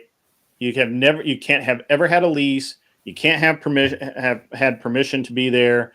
You can't have anything that you can't attempt to falsify a record saying that you did have permission to be there, or any of that kind of stuff, right? Like it's not impossible, but I mean, dude, it's so hard. You have to live there for you have to live in the house for 7 years. You have to pay property taxes on the house, and you have to show that you've made improvements to the house. So even if you go, and this is what happens a lot of time. So if you go to some states, and actually one of the instances I'm going to use in the debate tonight is there was an instance, and I believe this was in California, or maybe it was Colorado, where this family went on vacation. They put it all over social media. They're going on vacation for 3 weeks. They're gone for 3 weeks. A homeless family moves into their house, changes the locks, uses a fake ID or a fake lease or something to get the water switched to their name. Right? Goes down and represents themselves as having leased the home, and they got the water bill put in their name. So they're living in this house, and they change the locks. So the guy, this family gets home from vacation. They pull up to their house. Door won't open. Bang on the door. Some woman comes to the door and says, "Who are you?" They say, "Hey, we live here. It's our house. What are you doing here?" Slams the door in their face. They call the cops. Cops come. The family shows, driver's license with their address listed as that house. They show their bank. They get on their phone and they show where they pay the bills every month. They have their all of this stuff, right? Including showing where they had posted that they were leaving for the trip, pictures from the trip while they were on it, and how they had just gotten back. So the cops basically, with the owner's permission, bust the back door down, go in and arrest the mother, the father, and take the 2 kids off as well. They're literally getting ready to put the kids into CPS, and they were working on booking the parents when a homeless rights advocate, this lawyer, shows up and says that they can't do that. They go in, they talk to the lieutenant or whoever was on duty. He calls his boss. He calls his boss and at the DA, and basically within an hour, the guy comes out and says, "Hey, not only are we letting this whole family go, but they have possession of that house. They live there, and the family that owns it are going to have to sue them to get them out. And it's a civil matter at this point. We can't do anything." It took about 90 days to get those people out. In the meantime, family had to live in a hotel and all that, or I forget where they lived, but I think part of it was hotels. And when they actually regained possession, again, all the copper had been stripped out. The fixtures were stripped out. They damaged basically everything in the house, and it cost tens of thousands of dollars to repair the damage. All because in that state, all they needed to prove was that they potentially had a lease in place and that they had a right to be there. Yeah, so the debate topic itself is going to provoke the whole capitalism, private ownership thing. You might find some common ground with Scott. That's the way I see it. But I don't know if Scott's going to be on this one right now. Yeah. Let me look. I don't know because Gibbs is not giving me. This is not, by the way, on Prime K's. This is one of Gibbs's deals. Sorry.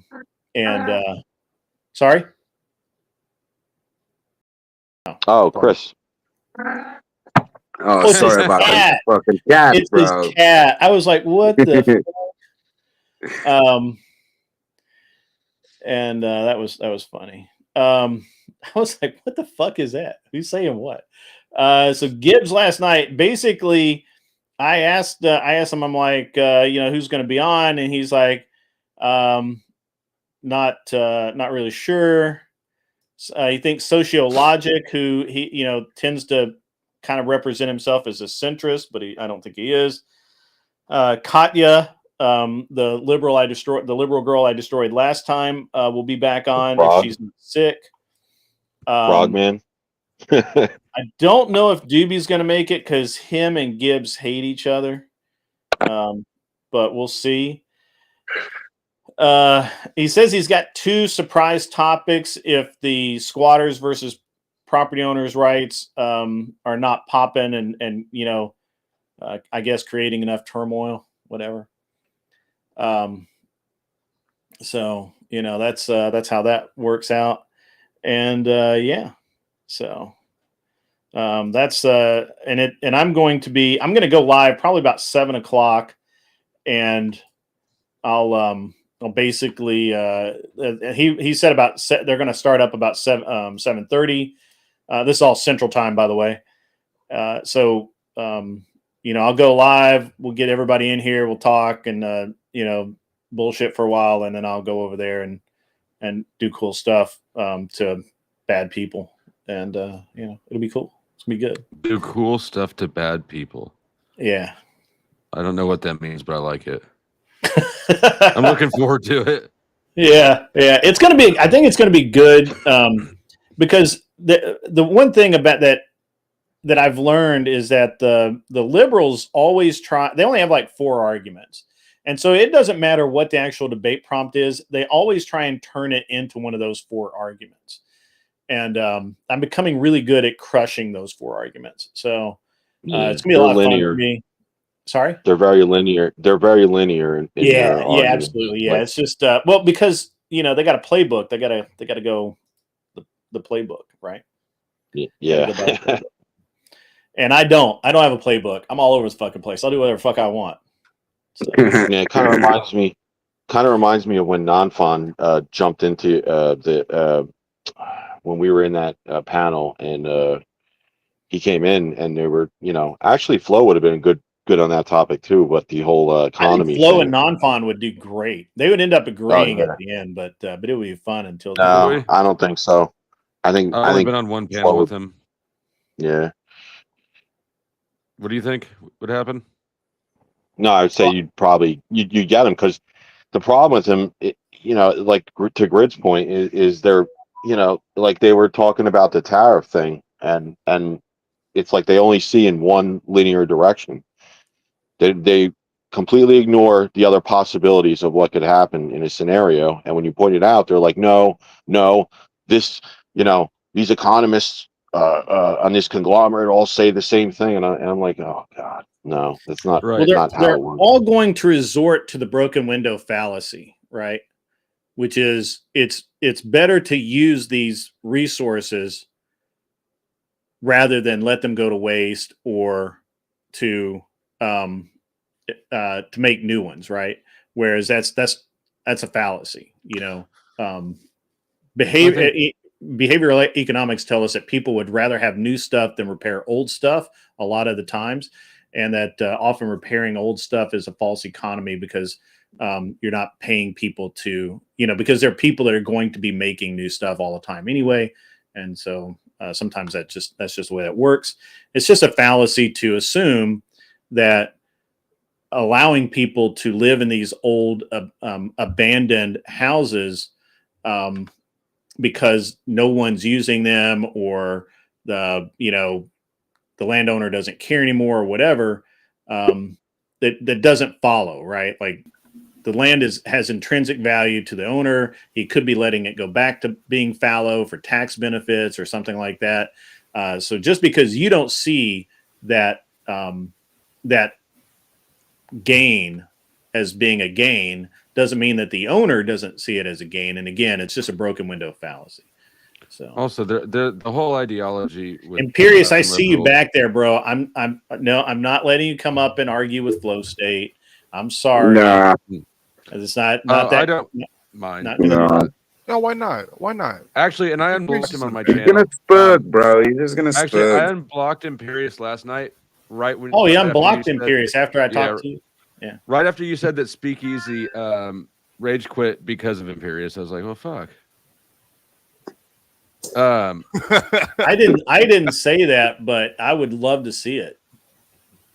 Well, whatever. You didn't say that exactly, but the reason that Speakeasy did his little shit show is because of Imperious. I was like, well, because Imperious was on the show, right?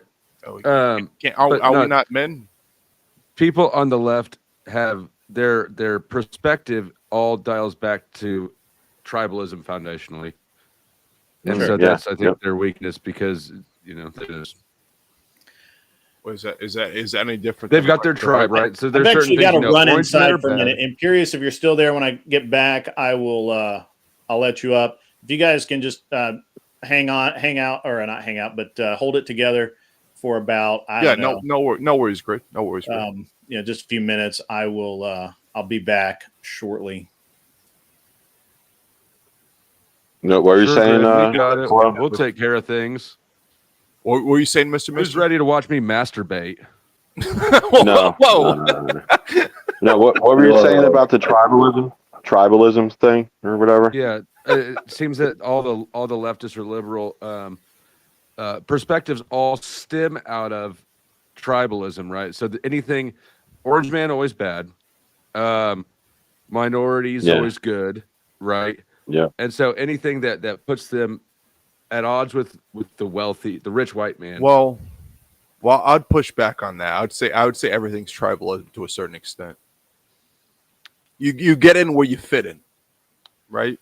So there's certain groups in which people are a part of. I don't know that I disagree with that, but I think it's sort of a different argument, right? Because I think that there's more nuance on the other side.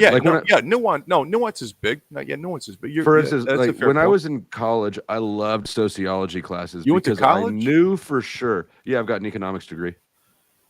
Oh, I wow. knew for wow. sure.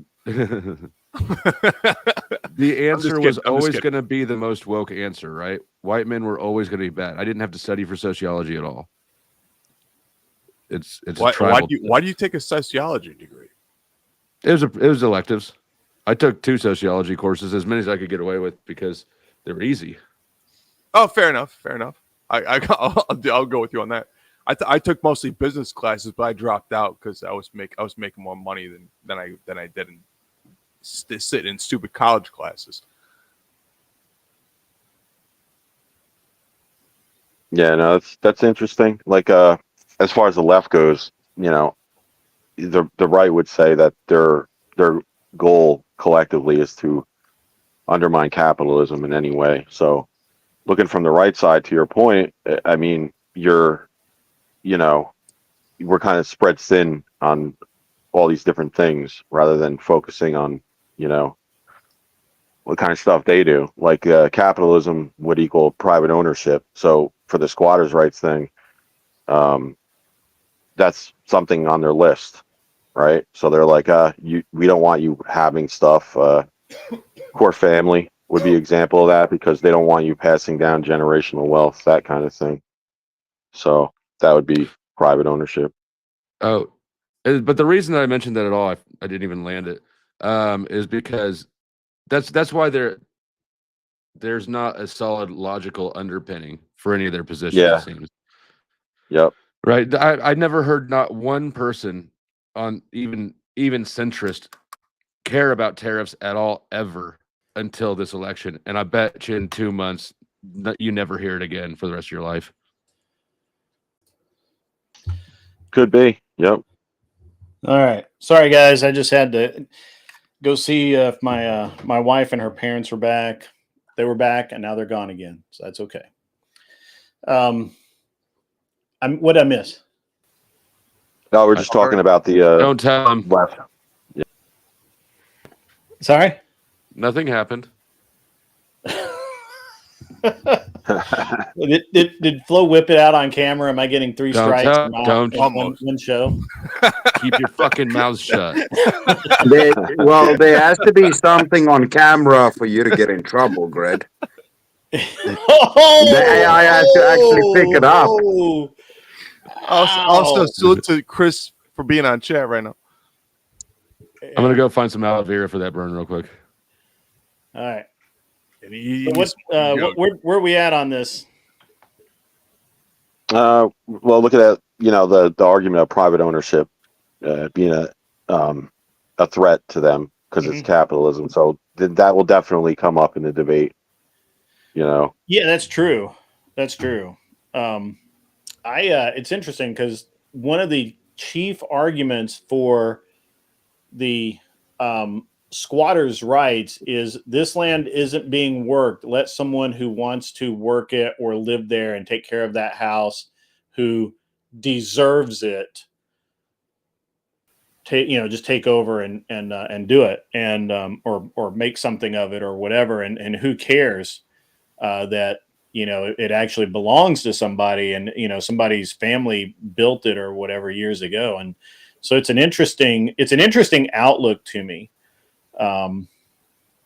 So yeah, I 100% that's going to be an argument, right? That they try and use. It's not a greater good thing. It's a if you're not using it, don't let the resources go to waste. And then there's the idea that land is the only resource that isn't earned or created, right? So right. It just exists. It kind of reminds me of their argument when it comes to the migrant thing, because with the jobs and my default argument to that is always resort to the law, because then the question becomes, is the broken law more important than their argument about just letting people have in terms of being a humanitarian, let them in, let them have rights or whatever. It's like, wait a minute, you're undermining the law. That's what you're doing, right? So we ignore one law to enforce the law that you like. So the law that you don't like, we don't uphold. The law you do like, well, we gotta create that law, right? Yeah. Yep. Wait, can I ask a question for the panel real quick? Sure, man. Are the H1B1 H1N1 B1 visas that Musk is talking about? Yeah, H1B. Yeah. Is that when in you guys' opinion, is that a good or a bad thing? Because I'm not really Is it sure. good for you? Is it good for I feel like us? it's a bad thing. Yeah. If it's good for us, yeah. Is it overall bad? That depends on the employers, because basically the and I don't want to get too far sidetracked down this argument. Yeah, my bad. But the argument is that if you are that if I bring you in on an H-1B, I can cancel that at any time. So I can force you to work for less money than anyone else. Would you say And that's so the leftists say that this is a form? One of the reasons the leftists are losing their fucking minds over it is this. They compare this to slavery. That the right, the evil capitalists are going to take advantage of these high functioning, intelligent, educated people and make them work for less money than Americans will work for. Well, I mean, to a certain extent, are we now all basically slaves to the debt system or the central banking system? Like, it's all based on debt slavery. I've never felt that way, but I mean, if you feel that way, that's okay. No, I mean, that's fine. I don't want to like defer off the tangent and whatnot. Yeah. I'm just saying. So I don't feel that way. I think we have the greatest system for success in the entire fucking world. You can't point to, and this is my argument. I agree with that. This is my argument back to all of the leftists and all of that that call H-1B slavery. That it is that you've got to we have to have H1 or we have to have the immigration, but it needs to be without strings. I mean, obviously they support the idea of H1B, right? They support the idea that that we should be bringing these, we should allow these people to come here, but with no strings, with no requirement to have a job, no requirement to work for a specific employer. It shouldn't be to undermine American workers, right? There should be an idea where it's like, let's we have a minimum price cap in which we pay them, let's say $150,000 a year, so that their talent is actually available, and they're actually paying them based on talent, just besides being just undermining workers and normal.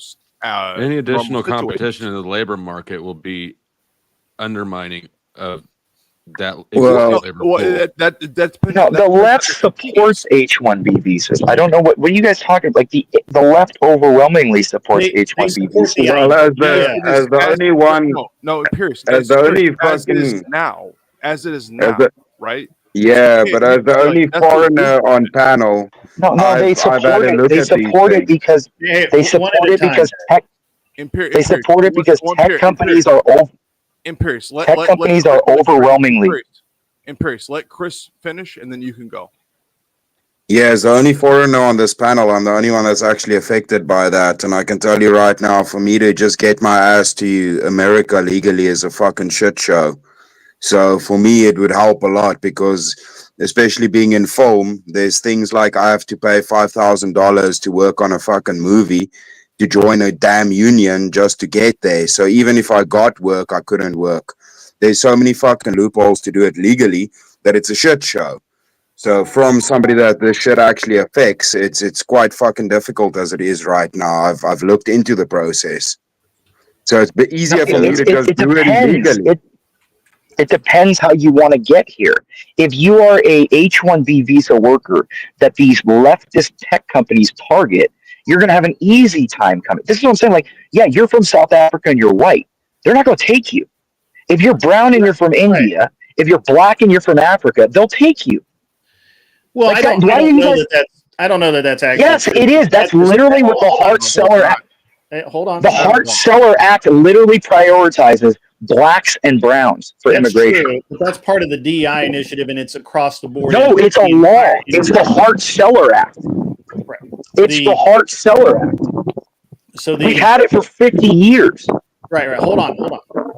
So I know that for H-1B visas, and I know that there's a bunch of different kinds of visas, but for H-1B, in the past, they had to be sponsored by their country. They could come into the country. They work usually for 2 to 3 years, and then they had to go back to their country because their living in the U.S. was subsidized by their government or school or educational institute, whatever. And then they had to do a job for a number of years, right? So whether it was they came over here as a programmer, they learned the new skills, and then they went back to their country and had to work in their country for 2 to 3 years. And there were ways for them to get around it, but it used to be hard. The new H-1B, as I understand it, and I could be wrong about this, I could just be reading it wrong. First of all, it does away with with that window of opportunity of limited time in the U.S., right? So if I hire Chris on an H-1B, I can have him work here for a long time. But like it's based on the payment, though, Brett. I'm sorry? It's based on the payment that you're paying him, right? Because if you, let's say, I can pay him. Yeah, I have to pay him, obviously. But you have another worker that's an American. They're going to demand higher payment than what a foreigner. That's the discussion. Live in America. Right, so that's from the right. They're saying that these people will come here and work cheaper,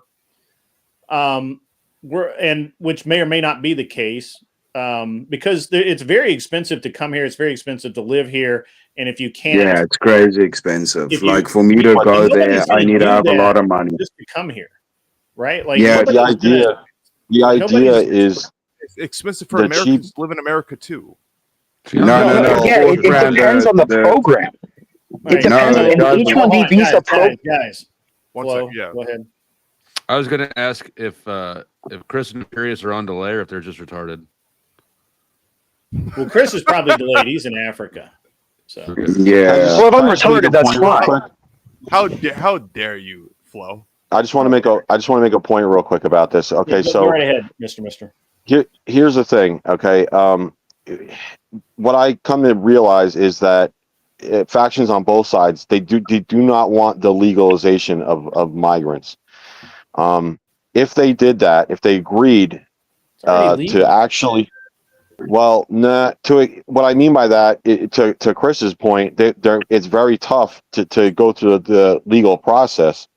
You know, rather than just coming in and doing it legally, the cheap labor thing is a real thing because it undermines the overall salary. But the answer is actually to give them make the legal means easier. And if you look at each time they try to put in a legislation, it's a joke. Like they're not going to sign it. You know, like the stuff they put in that legislation is ridiculous. I mean, and they know it. They're like, no way this is getting signed. No way. Yeah, the problem is, Mr. Most people that are speaking about this don't really even understand the process. The same thing with what the discussion is about money. I need to have an insane amount of money in my bank account just for the American government to feel at ease that you're not going to stay in the country.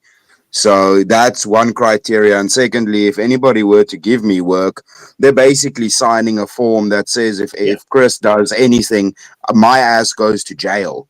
You basically need to get fucking adopted for me to go to America. So H-1B is existing. Hold on, guys. I think there's some. I think some of you guys are laboring under the wrong impression. H-1 already exists.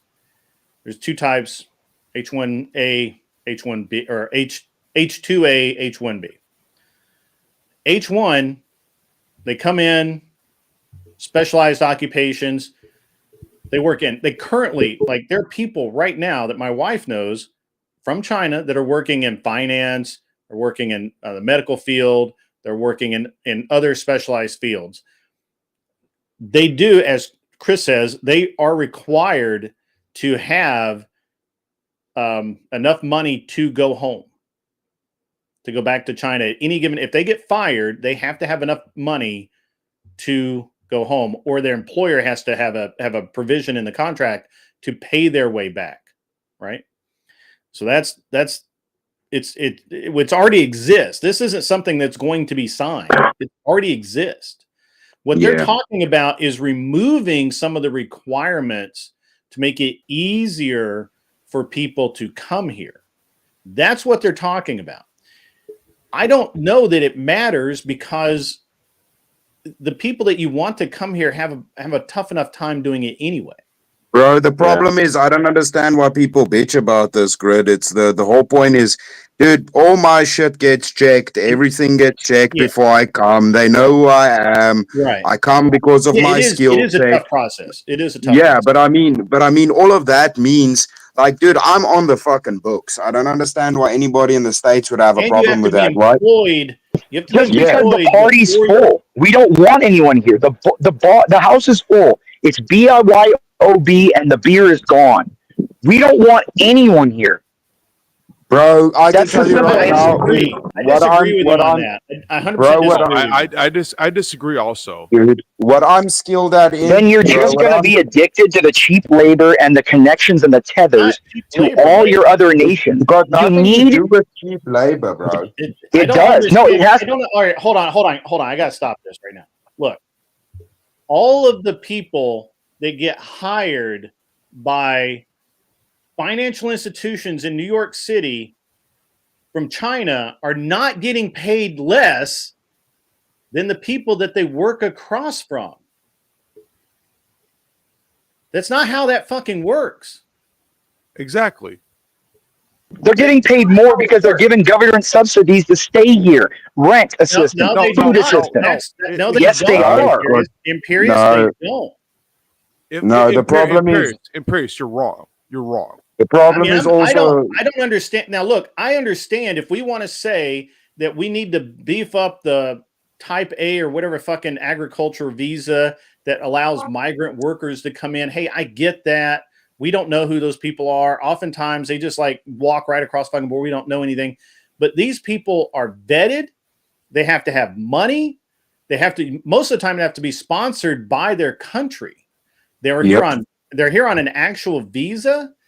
And it's not like and I don't have a problem with immigration. I don't have a problem with people wanting to come to the US. I just want them to do it right. I don't care. Okay, well, you guys are completely wrong about what subsidies they're given. Like, do you guys really want to know? I will. No. Are you going to keep talking, or are you guys going to keep bitching, or am I going to say something? Imperious, throw it out, man. Because I will. If this idiot from South Africa. I will right now. People on H1s that do not get any subsidies. Okay, I'll name them. Do you want me to name? Do you want me to name the services, or are you guys going to keep bitching because what you think you know? Do you want to know the actual realities, or you want to keep talking? Okay, the H1B. Shut the fuck up. Shut up. You can go on. You can go on if you allow me to rebuttal what you say. I don't want you to rebut anything while I'm talking. Imperious. I'm not going to rebuttal anything when you're talking. You guys got. And you're still talking. And rebuttal is go on. The H1 healthcare grant, H1. So I guess we don't know about the H1B healthcare grant program, the H1B visa lawyer program, the H1B healthcare life and disability program, the H1B retirement and savings plan program, the H1B non-cash compensation program. Cool. They need that. Yeah, you are all fucking stupid. They give you government assistance. You're all fucking stupid. You are all because you are all fucking stupid. To the same things that an American gets. That's the point. They shouldn't have access to anything in America does because that takes away wealth from Americans. They should get nothing when they come here. Nothing. All right, bro. Wealth isn't a zero-sum game. Yeah, it is a zero-sum game. It's either we win or they win. And the more that you import trash, the more that you suck down wealth away from you, the quicker you lose. The world is a finite resources, retard. Yeah, this dumbass doesn't even understand that your whole space program. So are all those public grants that we. So all those public. Hold on, guys. One at a time, real quick. If you have a knife and I have a pen, and we do a trade, we have both increased our utility. Yeah. No, because I can take a knife and kill you and take your pen. Shut Okay, you're up! intentionally retarded. Imperious, dude. This fucking Knock it Ferg off. is just gonna keep talking. No. You guys are literally living in an imaginary world. No, You're living in a world where you Fuck think you. you know You're how just much. allowed Rage basic donated economics, and you're spazzing the fuck $19.99. out. And The basic Guys, economics is you're guys, trading a resource that's more useful than a. volume. Yelling doesn't make the argument better. thank you. Please check the Bro, volume. Jesus. Agree or disagree. That works. So Just calm down. You jinxed the whole yourself last night. All right. yeah, so, the whole thing that he's skipping, Grid, is the problem is if you come as a skilled person in your field, he keeps fucking mentioning finance and lawyers and all the bullshit he does for a living, which yeah, well, there's fucking thousands upon thousands of those people. Everybody I've spoken to in America wants my ass to come there because there's very few people that have the resume I have. So they want me to come because it's a benefit for the fucking company. And Imperius doesn't realize that. So, if I may interject real quick. Is that We okay? wish you wouldn't. yeah, go ahead. I would really appreciate Chris's Lestrange helping the company that I'm doing. He's very, very familiar with injection molding, production, stuff like that. We're doing tech stuff. We need cases for different like computer tech. Well, write him a I know a guy reference that letter does that. then. I missed that. What was it? Write him a reference letter. Yeah, I will. Well, I've already. It's We've a already little gotten more. to a certain It's point where more that's involved fine. than that. Also, I don't think have people lawyers. Yeah, I don't think people understand how the H-1B actually works. Yeah, none of you guys do. You None of have you to have guys an do. offer letter from the Are you company. sure about that, Imperius? Yeah, I'm absolutely sure of that. I'm absolutely sure of that. I am the one that gets to talk. Okay. Go on, Grid. I'm sorry. You have to have. Look, I know this. Again, I know people here on H-1Bs. You have to have an offer letter from the company to even get a visa to come in legally. Yep. You have to have that offer letter has to state your salary, how you're going to live, how you're going to support yourself, and how you're more importantly, how you're going to leave. Right when it's over, if your employment is terminated, if for some stupid ass reason your employment is terminated, right? Maybe you don't get a promotion. Maybe you don't meet your metrics. Who the fuck cares? You get terminated. You only have an exceedingly limited time to find another job, or they will come to your door and deport your ass. They don't treat you like, they don't treat you like the people who walk across the southern border. It's a completely different deal than the people who walk across the southern border and get catered to. I don't have a problem with people that come to this country the legal way. I don't have a problem with H-1Bs. I dated a nurse that was on an H-1B for a long time from Canada. To come to this country as a traveling nurse, she had to prove that there was no one else that they could hire with her level of experience and in her field, that she was not directly competing for an American job. And that is the difference. And I don't understand the problem that people on the right have with it. It's a ridiculous argument to make that doesn't hold water, that you're taking jobs from an American person. The company has to prove that there's not an American that they can hire for that position. Yep. Absolutely not. They don't. They don't have to prove there's an American that wouldn't do it. What are you guys? Why don't you pull up the links I just put up? Why don't you put up the link that I just posted? I said that there wasn't an American that they could hire to do the job. That means they have to be qualified. They have to be willing. They have to be able to do it. Right? Like they actually have to be able to show up. Saying that if I'm hiring here in Tennessee and there's somebody that needs a job in fucking California and that person doesn't want to commute to Tennessee, then they don't get the fucking job and I can hire the fucking Canadian that'll move down here and do the job. No, and I can have any job and just decide to hire. I can decide to hire any H-1B visa For any job I want, there's no need No. to show an American is not. There's no Americans to do it. That's the abuse of the Why program. don't you show the links I just posted in the back? I just Since did. all of I you are understand idiots and the think link. you went to law school, why didn't you Okay, guys do something like I don't actual have to go to law investigation? school to understand I'm looking at hiring it, employees. Imperious. Yeah, why don't you look at the public charge notices and all those programs that each H-1B visa holder is I'm entitled very to? familiar. All I'm the very federal, familiar with all hiring the federal. employees. So every one of those rats that are here are entitled to my money. Okay, Bro, most of the people here fuck. have just walked across the border and they're just accepted. I don't care what they are. Every American citizen should be paid fully. Every American citizen should have a house, completely everything they need before an immigrant gets a fucking dollar. You should lose your American citizenship for being a dumbass. Imperious. No. The difference is I was born here. I don't have to earn shit. Imperious. This doesn't say what you think it says. Yeah, he's a dumbass already. I just want to make a comment real quick about the way the right argues this, and I agree with it to a certain extent because, you know, when they brought this up, this H-1B stuff, it was specifically about the tech companies Imperious, and how they were underpaying.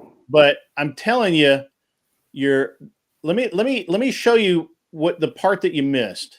I'm going to actually show the entire chat the part that you missed.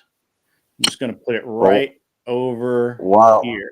While you're doing that, I just want to say, like, the original argument, because you asked me that, Grid, about the right, why they argue it. It specifically has to do with the tech companies that they brought this up to begin with, because the tech companies were found to lower the salary. All right, so the problem is actually they're not paying these guys the market salary. That's the problem.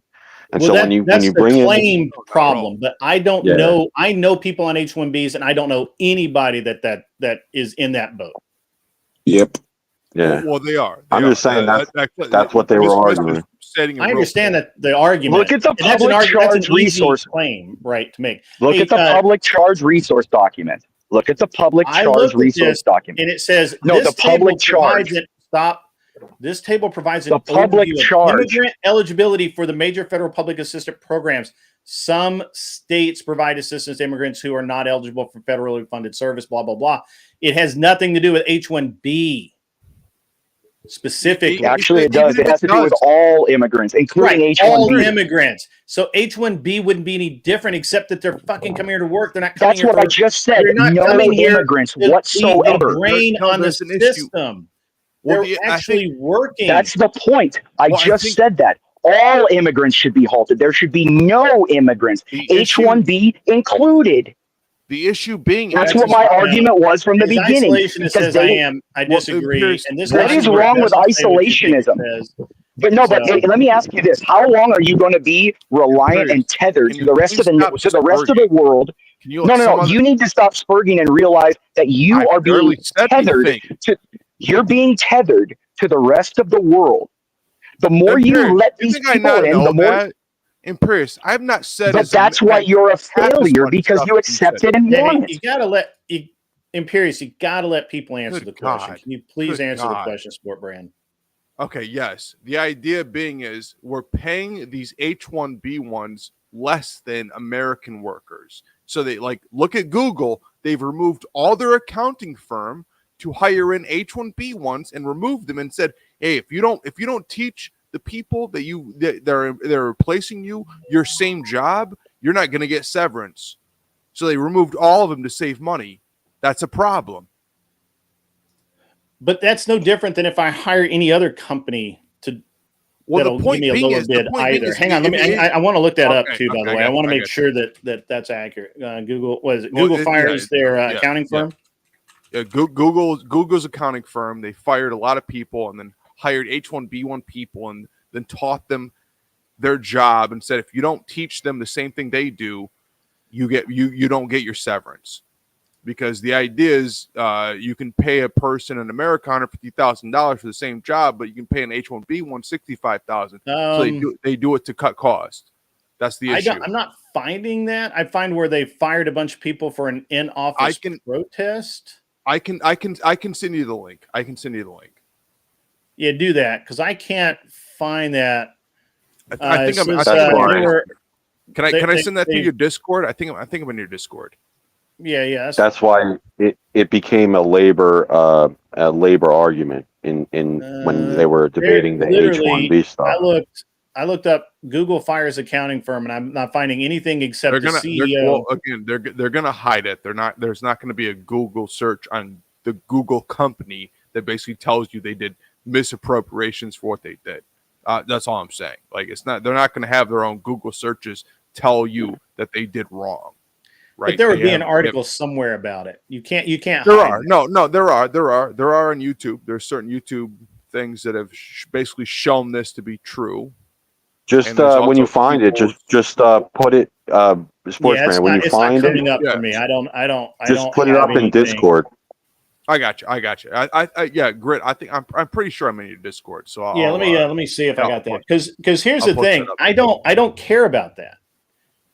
Right? Well, like I'm against. I'm kind of against over. Am I in the wrong place? Did you put it in general? It's the same thing. It's just. No, I get sport brand. I get what you're saying. It's just very interesting and funny to hear lefties arguing for not paying fair wages to migrants. That's just kind of my take on it. Is it really that crazy though? Well, I think the big context problem of what lefties want to do towards people, right? I mean, they're the party of the KKK. Like, I mean, let's look at it realistically, right? They don't really give a shit about that. That is, I mean, you're not. They don't wrong. give a shit about us either. I'm looking for that. I don't. The problem with it's going to be hidden. It's going to be hidden in yeah, but I don't see it in my Discord either. So I'm not going to comment on Google and their accounting firm. But I'll just tell you that every financial firm in New York City pays all the H-1B guys the same as they pay the guy next to him. No, they don't.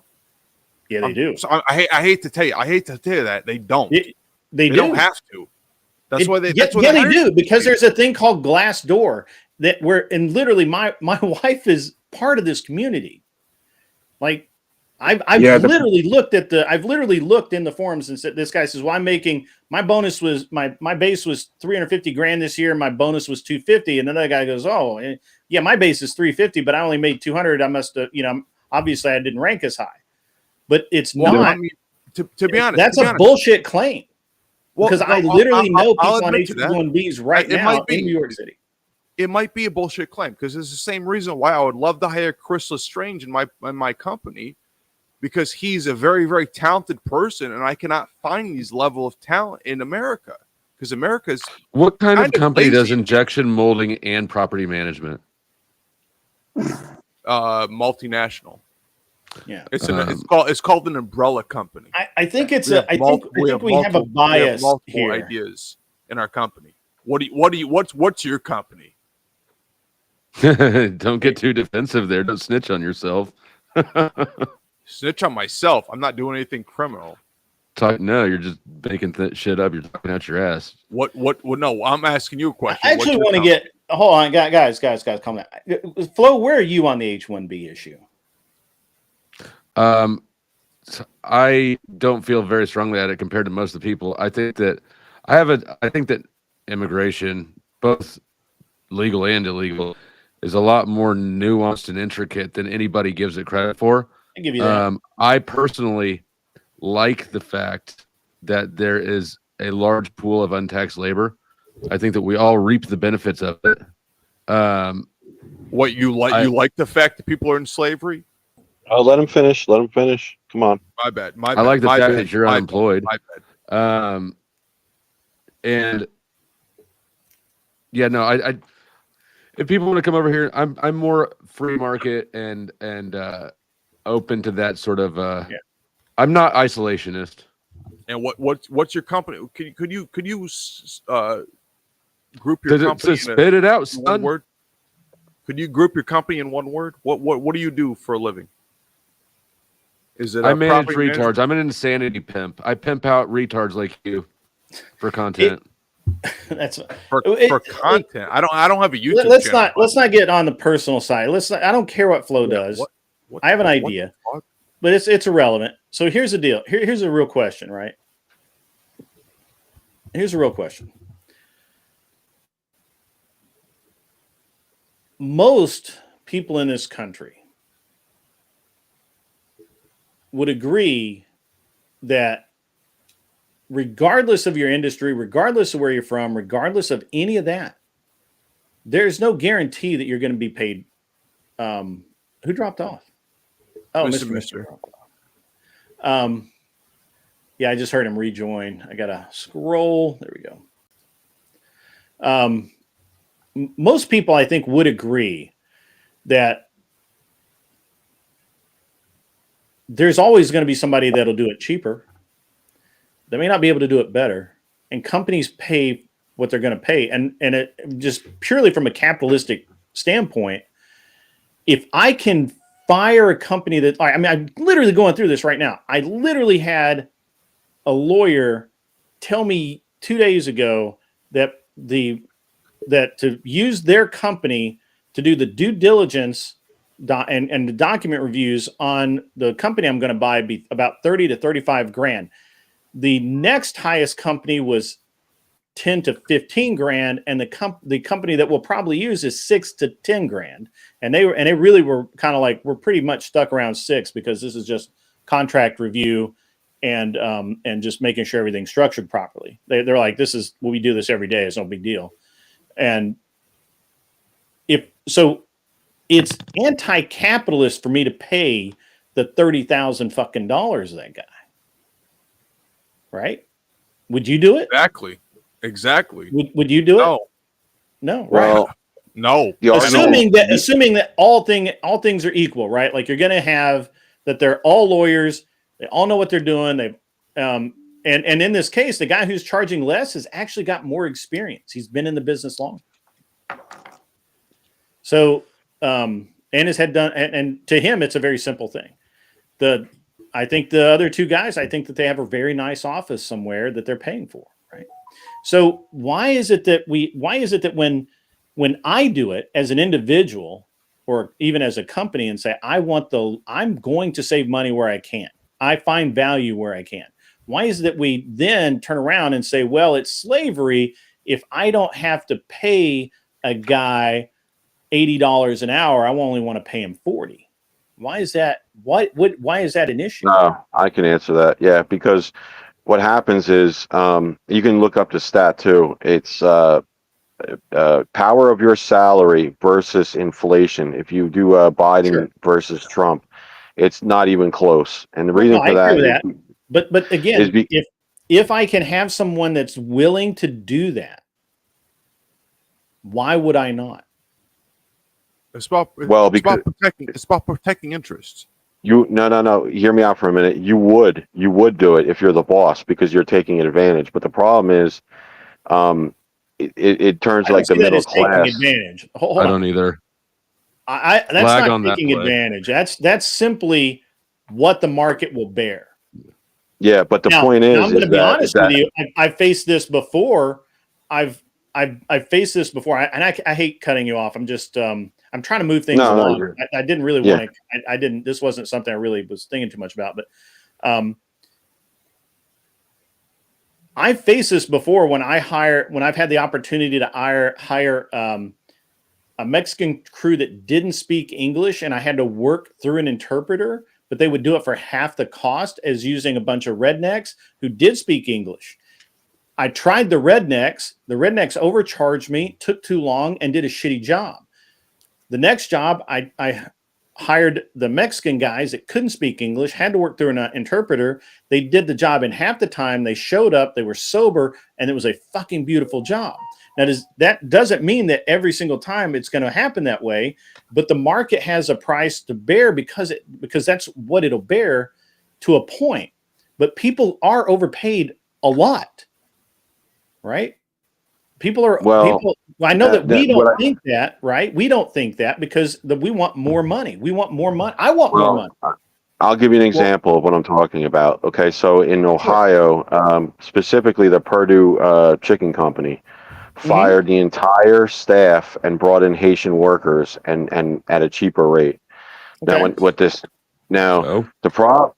the problem with it is that when you do this, while that's completely up to the the owner or whatever, Sure. that's not the issue. The issue is that the entire it screws with the entire market, like driving down the average salary. That's the Sure. argument. I understand.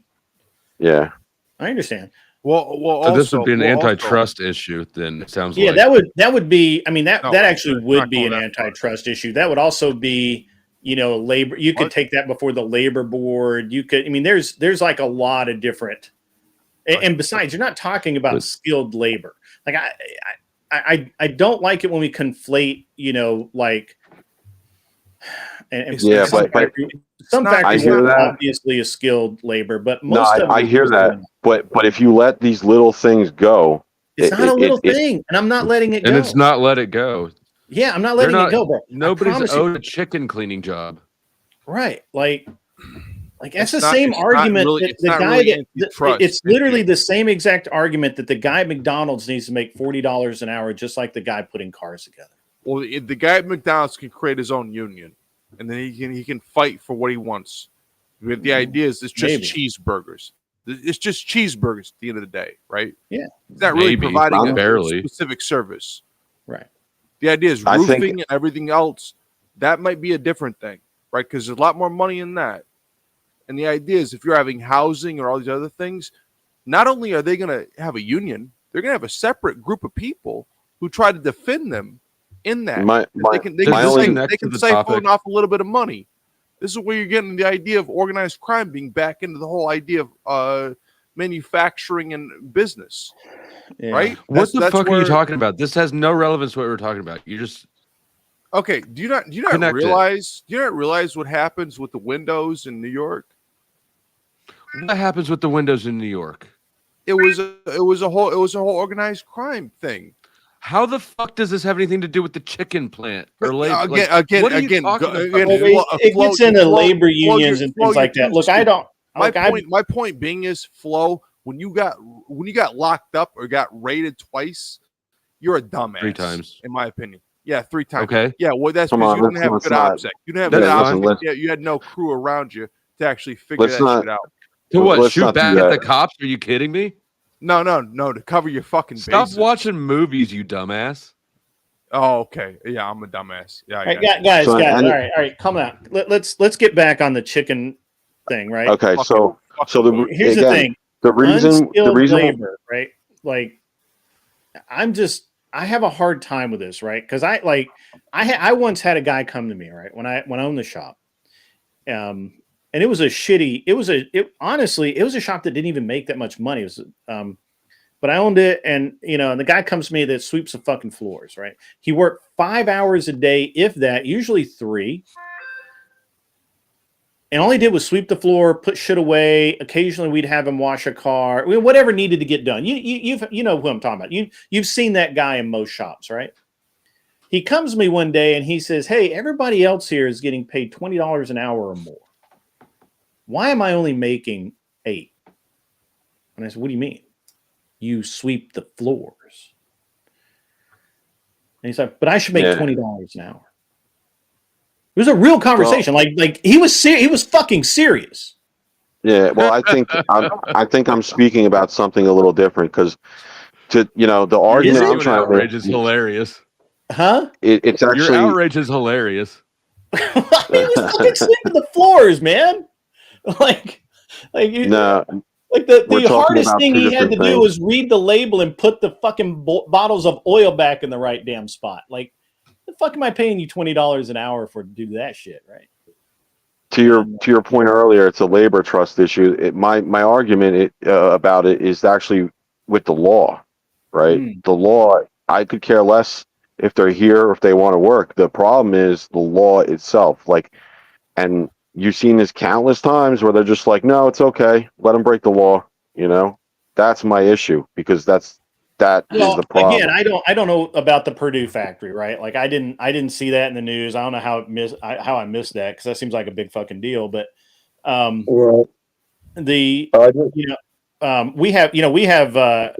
we have chicken processing plants down here, and they and milk. we have a ton of dairies down here, and they don't pay well, man. And a lot of it, they only hired most of the dairies, milk processing plants, and chicken plants down here. They've all gone to temp. I mean, it's almost impossible to get a full-time job there. It's almost impossible.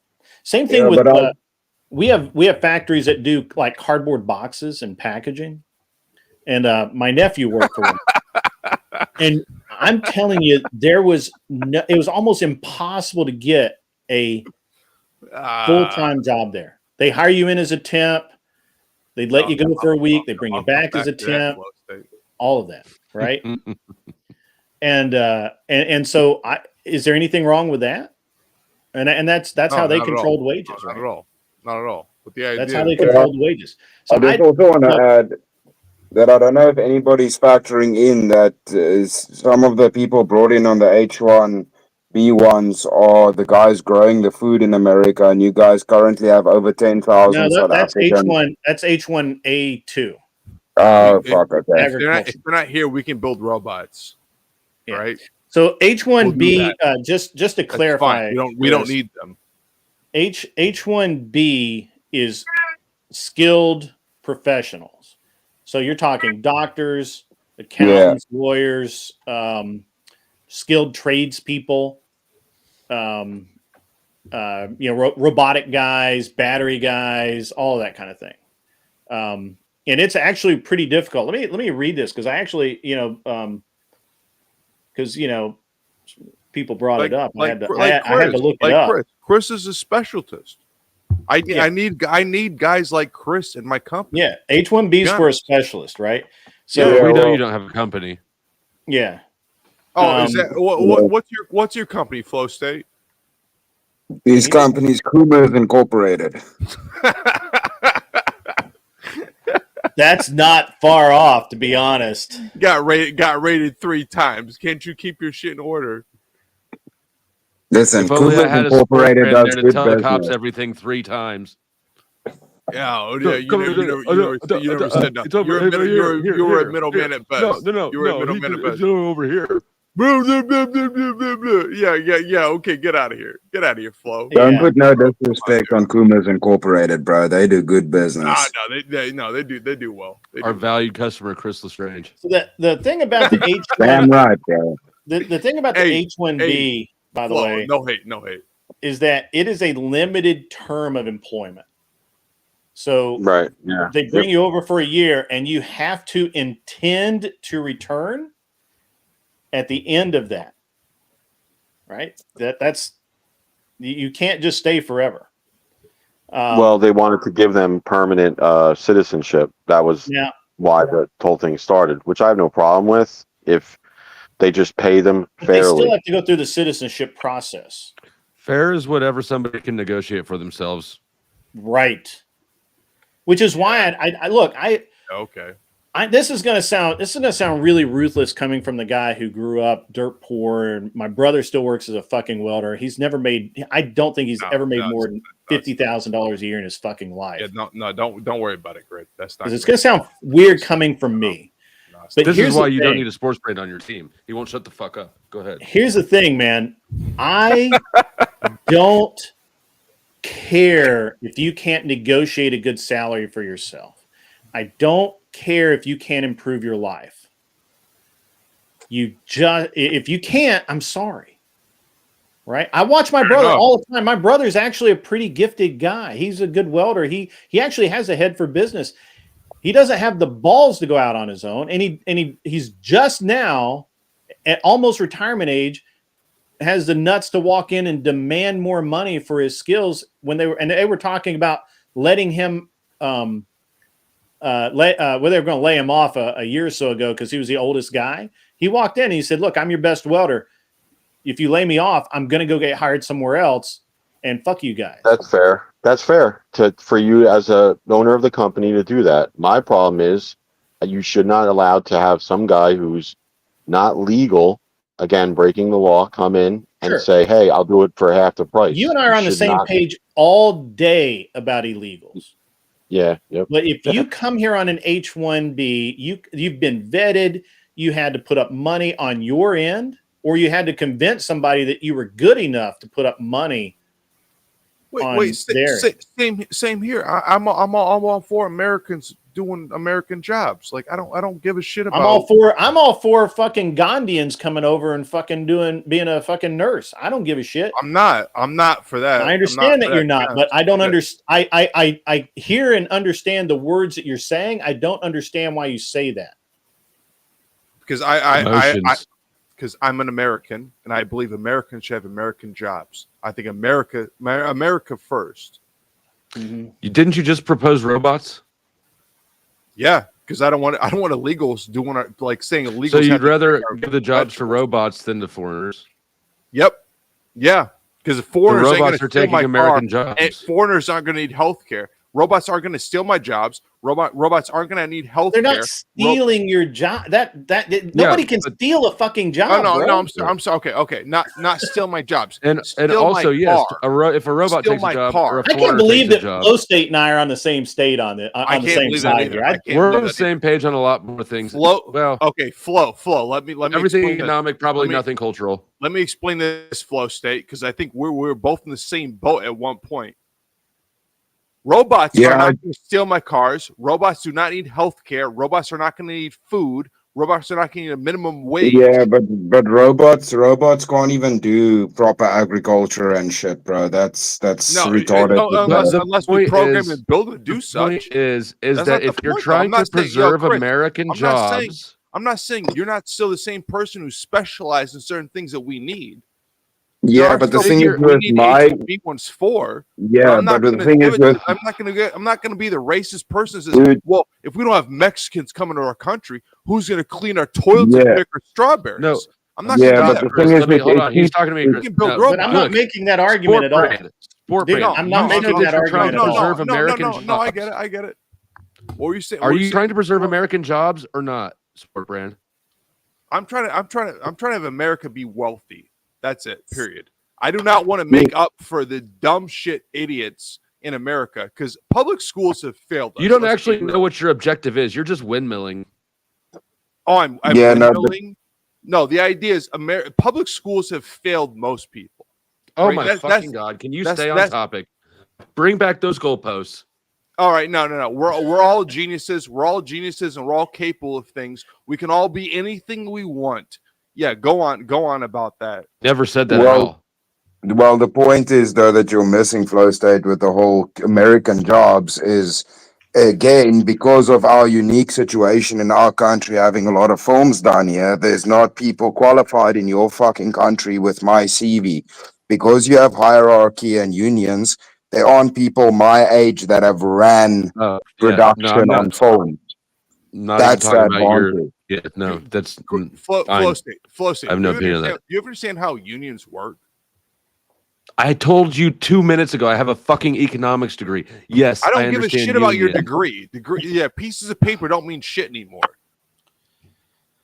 Guys, I'm gonna rein this in a little bit because I think we're talking. First of all, I think you guys are talking past each other. When you guys are talking about illegals, I'm talking about people who come here, that are sponsored, that have that do jobs that are with skill sets.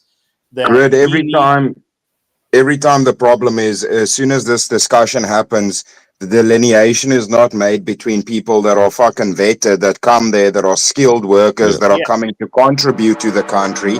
It keeps getting added to an illegal that walks across the fucking border.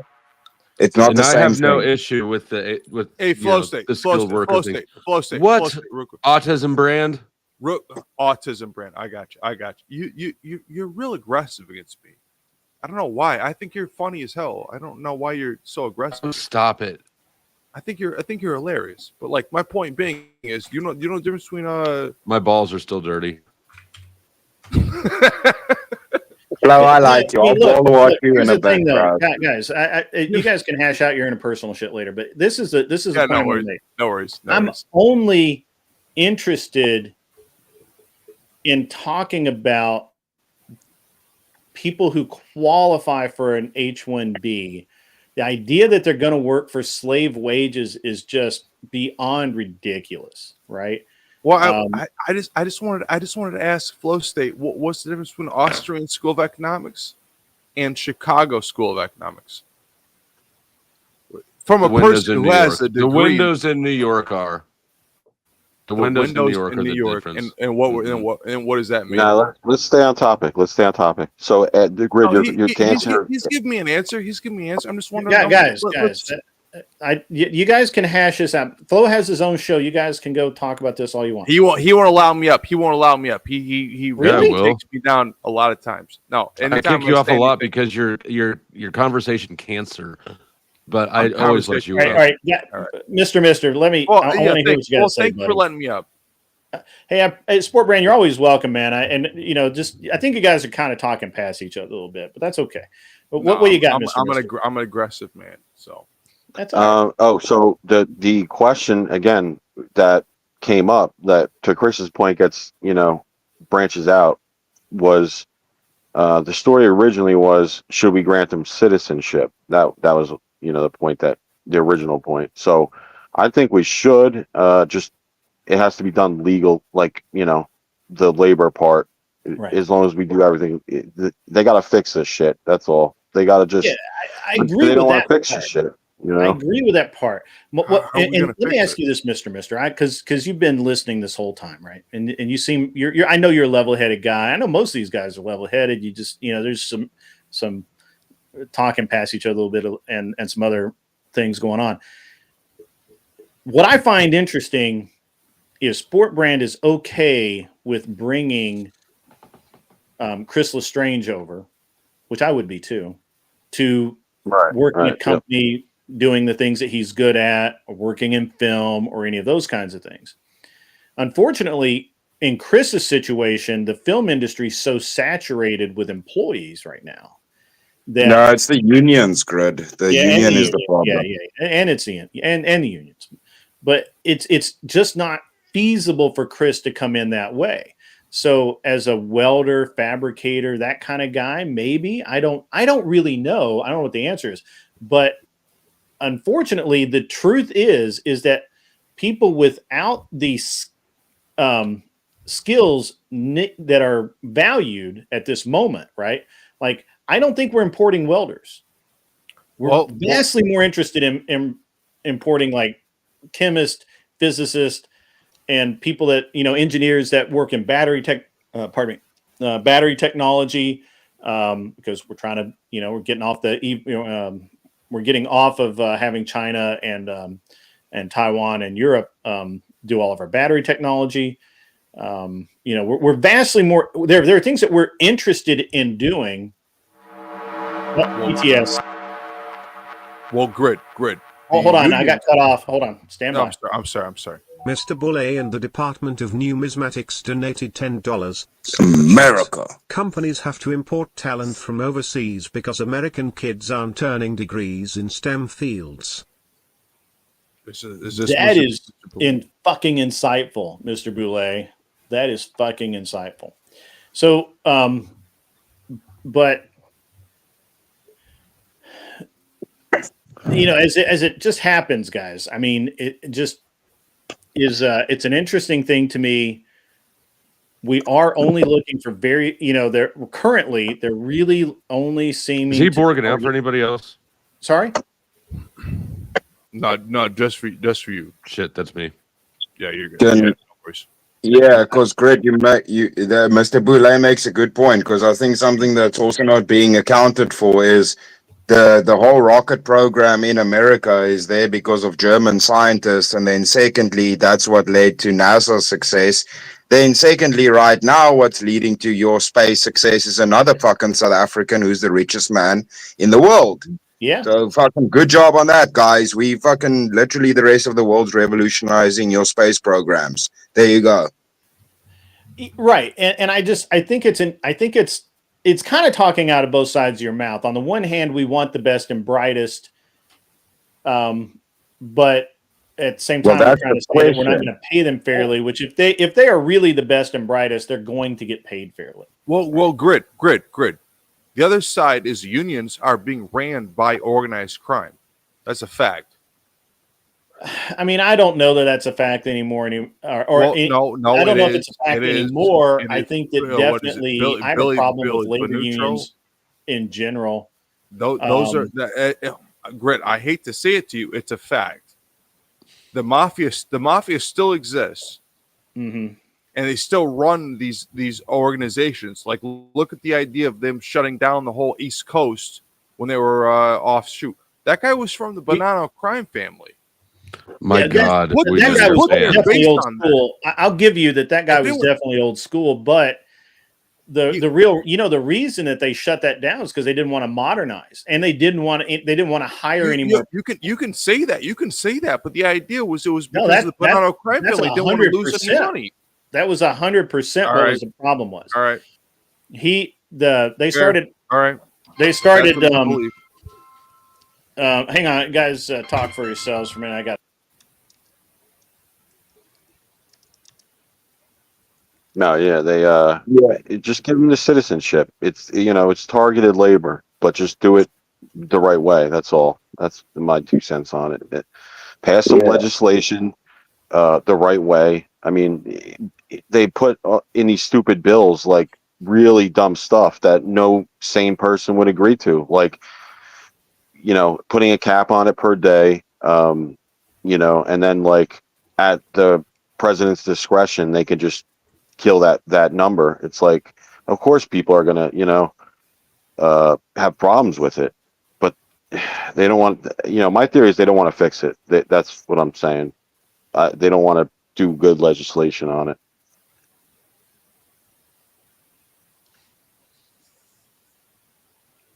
The guy who shut down all the ports was a guy by the name of Harold Daggett. And Harold Daggett was put in that position by the Bonanno crime family. And the idea is a lot of people don't realize that. They don't realize that, like, oh yeah, they want to say, oh, the government is the biggest mafia of all. Yeah, it is. Truly, that is true. Because they work with these people. But Harold Daggett was put into that position by the Bonanno crime family. And if everyone would go say, "Oh no, that's not true. It's all just based on our vote," that's being naive. Anyone wants to disagree with me? If anyone wants to disagree with me, please give me some side chat to it. Please give me some backlash. I'm fine with that. But I just think that you're a fanboy of mob movies. I'm a fanboy of mob movies. Perspective on reality. All right, mister. I got raided by the feds 3 times. I'm a bad criminal. Okay, I got you. You're a good criminal. You're a failure. Yeah, I'm better than you. No, you're not. You're not a criminal at all. Never have been. If I heard about you, steal shit from a gas station. I'd rob you. You wouldn't rob shit. Oh my God, Flo! This is why people. All right, sorry I missed all of that. I apologize. It was that was important. Flo, you're out in dumbass Kansas City. All you guys are yokels. All you guys are dumbass yokels. You don't know shit about nothing. All right. I know about you. Yeah. What do you know about me?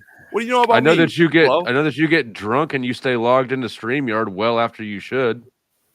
Oh, that's true. That's true. Yeah, you heard me get an argument with my mother. I'm going to read this thing. Is that what you heard, Flo? Is that what you heard, Flo? He celebrates 6 months of membership. Ghost, being a 6-month member, man, I got something to send you. Yeah. Hold your head. I got to get an address to mail to or something like that. So DM me and we'll get this sorted out. If and when I ever get my my hats and merch, we'll revisit this. Wait, Flo. Let's go, Ghost. What drugs? With our hold on, Sport Brand, calm down. With our birth rate being 1.6, we're going to need H-1B workers, robots.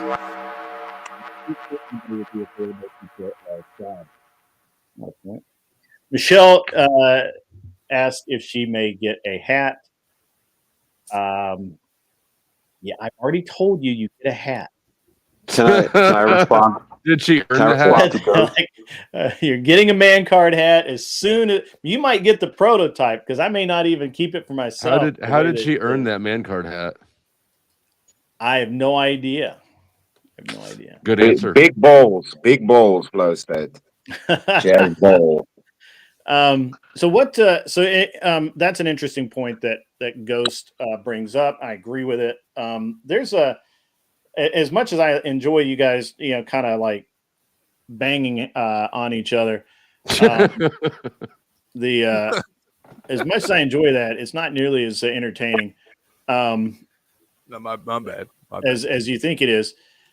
But hang on one second. So you want a Hawk Tuah hat? So the guy that is making my hats made the Hawk Tuah hats, and he has some left. I will see if I can get you one. Oh, that's a good one. Yeah. That's actually I don't know which point. ones he has left, so it'll be potluck. But Grid, can I ask you a question? Yeah, man. What do you think about the Hawk Tuah rug pull? I mean, I think it's like any other rug pull, right? Like, somebody in some faraway land. Well, not a lot of rug pulls made a couple million. Yeah. Oh, they made more than a couple million, bro. Well, I mean, some did. The Hawk Tuah though is pretty much it literally was real blatant. She did not good at it. I'm not gonna lie. I'm not saying that I judge her too much. Oh, I don't think she knew what the fuck was going on. I 100% could have pulled $100,000 out of that and then have the coin go very further.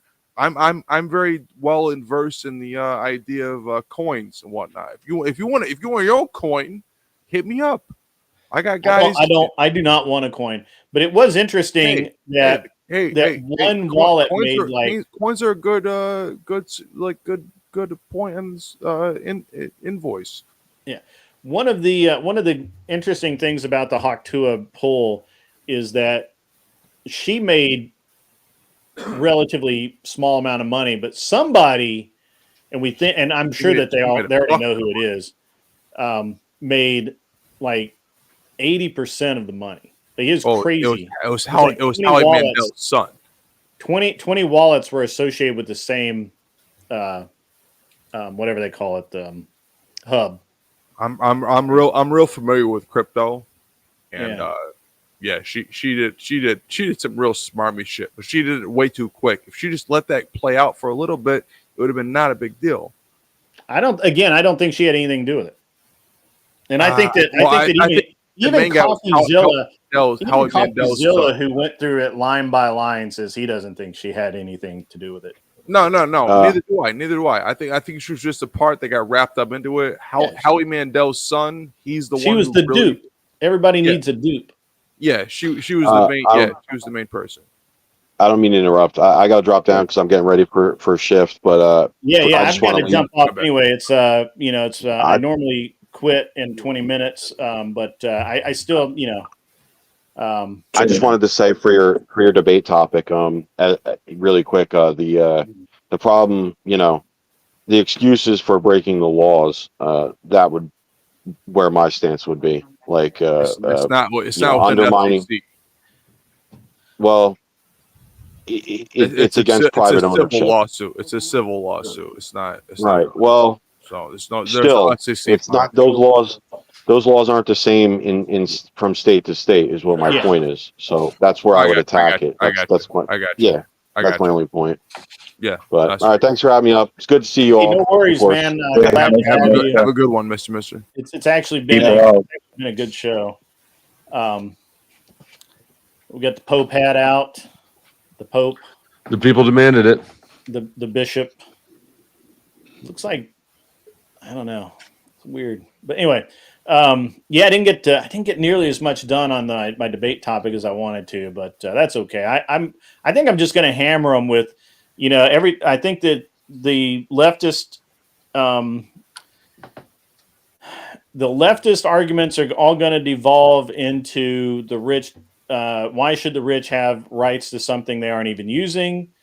And deprive people who could use it and need it more than they do. I think those are pretty easy arguments for me to defeat. I think the libertarian argument is going to be that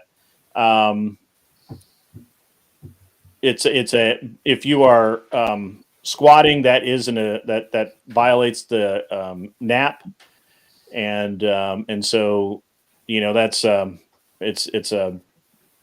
I think that's where they're going to come from. I don't really have an argument against the NAP in this case.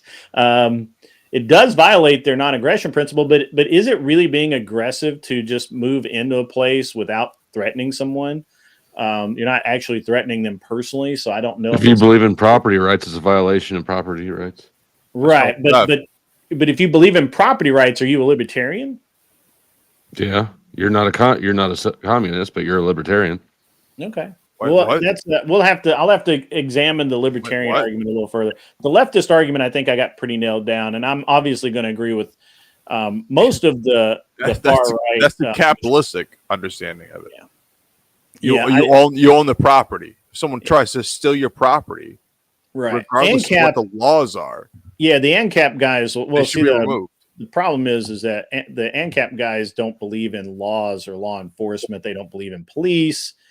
They don't believe in any of that, right? You don't have any authority over me. It's because they're dumbasses. So, it's an interesting argument to have. Hang on. Are you crazy? If you, I will. My debate tonight will be here on this channel, not on this show, obviously, because I'll be ending this shortly. But it will be on the channel. I will post it up in all the normal places. It should appear if you were subscribed. And if not, that's fine. So it will be here. I'm going to go live about 7:00 right after I have dinner. I'll do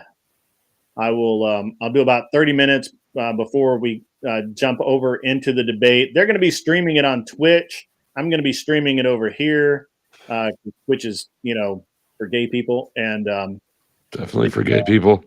Huh? Definitely for gay people. Yeah. Blue hair gay people. And Twitch is weird. I couldn't hear you. I said I'm gonna watch that. What the fuck? I'm on blue hair. And I'm just kidding. And so it's it's gonna be. I mean, and it could be. There's up to 3 topics that'll be covered. It just depends on how it all goes down. And but yeah, it'll be here. I'm gonna go live. I'm gonna make it happen. And it is a panel debate, so I don't know if I'm gonna be the sole actual conservative dude up there, or if it's gonna be like some capitalist Republican guys, anarcho-capitalist or ANCAPs. I don't really know. I don't really know what it's gonna be. I do think that crazy leftist chick Katya is going to be up tonight if she's not still sick. Is she hot? I don't think so, but you might. I don't know. I don't know. I'll have to ask somebody else's opinion on that one. I'm not. What you ain't straight, dude? It's all right, I won't she's put you young, on the spot. stupid, and blonde. She's probably just your type. Perfect. That's exactly right. Nice. You just got close. I knew there's something about that name. I was like, Katya. Close. You can't make Kuma comments when you got the Pope hat on, bro. Come on. You think I thought it was the only time he could make Coomer comments was when he had the Pope hat on. I will be cooming all over the chat. You're right. You're right. The rich people are watching evil. and 37 likes. Which one of you didn't like the stream? Yeah, it was me. I need to practice hating the rich and loving redistribution before Katya. No, stop that. No, stop that. That sounds like a stripper name. Katya sounds like a stripper name. I know a stripper named Katya. Yeah, you're not wrong. It does kind of sound like some made up shit. No redistribution. But yeah, it's interesting. She's got some wild takes. Yeah, that's right, Mr. She does. She's leftist, communist, all that good That's stuff. okay. It's Russian, bro. That's the Russianness. Grid, where's your debate happening? Is it tonight? Tonight, 7. I'll start here 7 o'clock on my channel, and then jump over into the debate. It's supposed to start at 7:30. It probably won't because apparently I don't think leftists and libertarians own watches, so I don't know what fucking time is. So it'll probably start late, and that'll be We fine. would own watches, Central Time, but Plumpy. you repressed us for so long. Man, time is white people shit, yo. Oh yeah, that's a better You're whiter answer. than me. I'm practicing. Chris Lestrange is whiter than me, and he's like, "That's white." No, Fred, I just because I'm indoors. If I get some Chris Lestrange is an African. Yeah. Yeah, but I'm half Portuguese, bro. So if I get a tan, I'm dark as shit. I'm just like an incel and stay indoors, so I look white now. Am I the only guy on the panel right now that's like a quarter African? I'm African. You ain't quarter African. Technically, Chris Lestrange is African. I have my black card. I got a little bit of black in me. Yeah, that's why I passed in your ass. Puerto Rican. I passed Puerto Rican when I got a tan. Yeah, but this is my problem that I have with, like, especially the Americans that want to come claim African American. I'm like, don't appropriate my culture, motherfucker. There you go. Right, Did you know that Asians are no longer brown people? You told me that they're off of the brown list. I did not know that. Let's go. Let's go. Weird. That's weird. Irish and Italians are no longer. Irish and Italians are white people now. Pretty sure that it won't be long before the only brown people that matter are Latino. I'm just saying. Are they really? You think they're going to kick the black people? Really, are black people off the brown list? I guess. Though? I think they're going to kick them off. They're going to be on the dark brown list. There's going to be the brown list. The dark brown list. They'll be white. They'll be white people too. I don't even know what lists there are in existence. But I don't know what list it is. Technically, Spanish. Technically, Spanish is from Spain. That's a European country. They're white. But I want to know what you think about that. We'll all be white in the end of the day. That's progressivism. That's progressivism. Just stop being all Swedish, then. All right.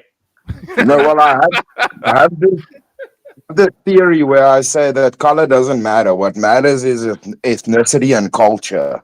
So the culture you were raised in and your ethnicity is what matters, not your color, because there can be black people that aren't even from Africa, bro. Yeah, dog.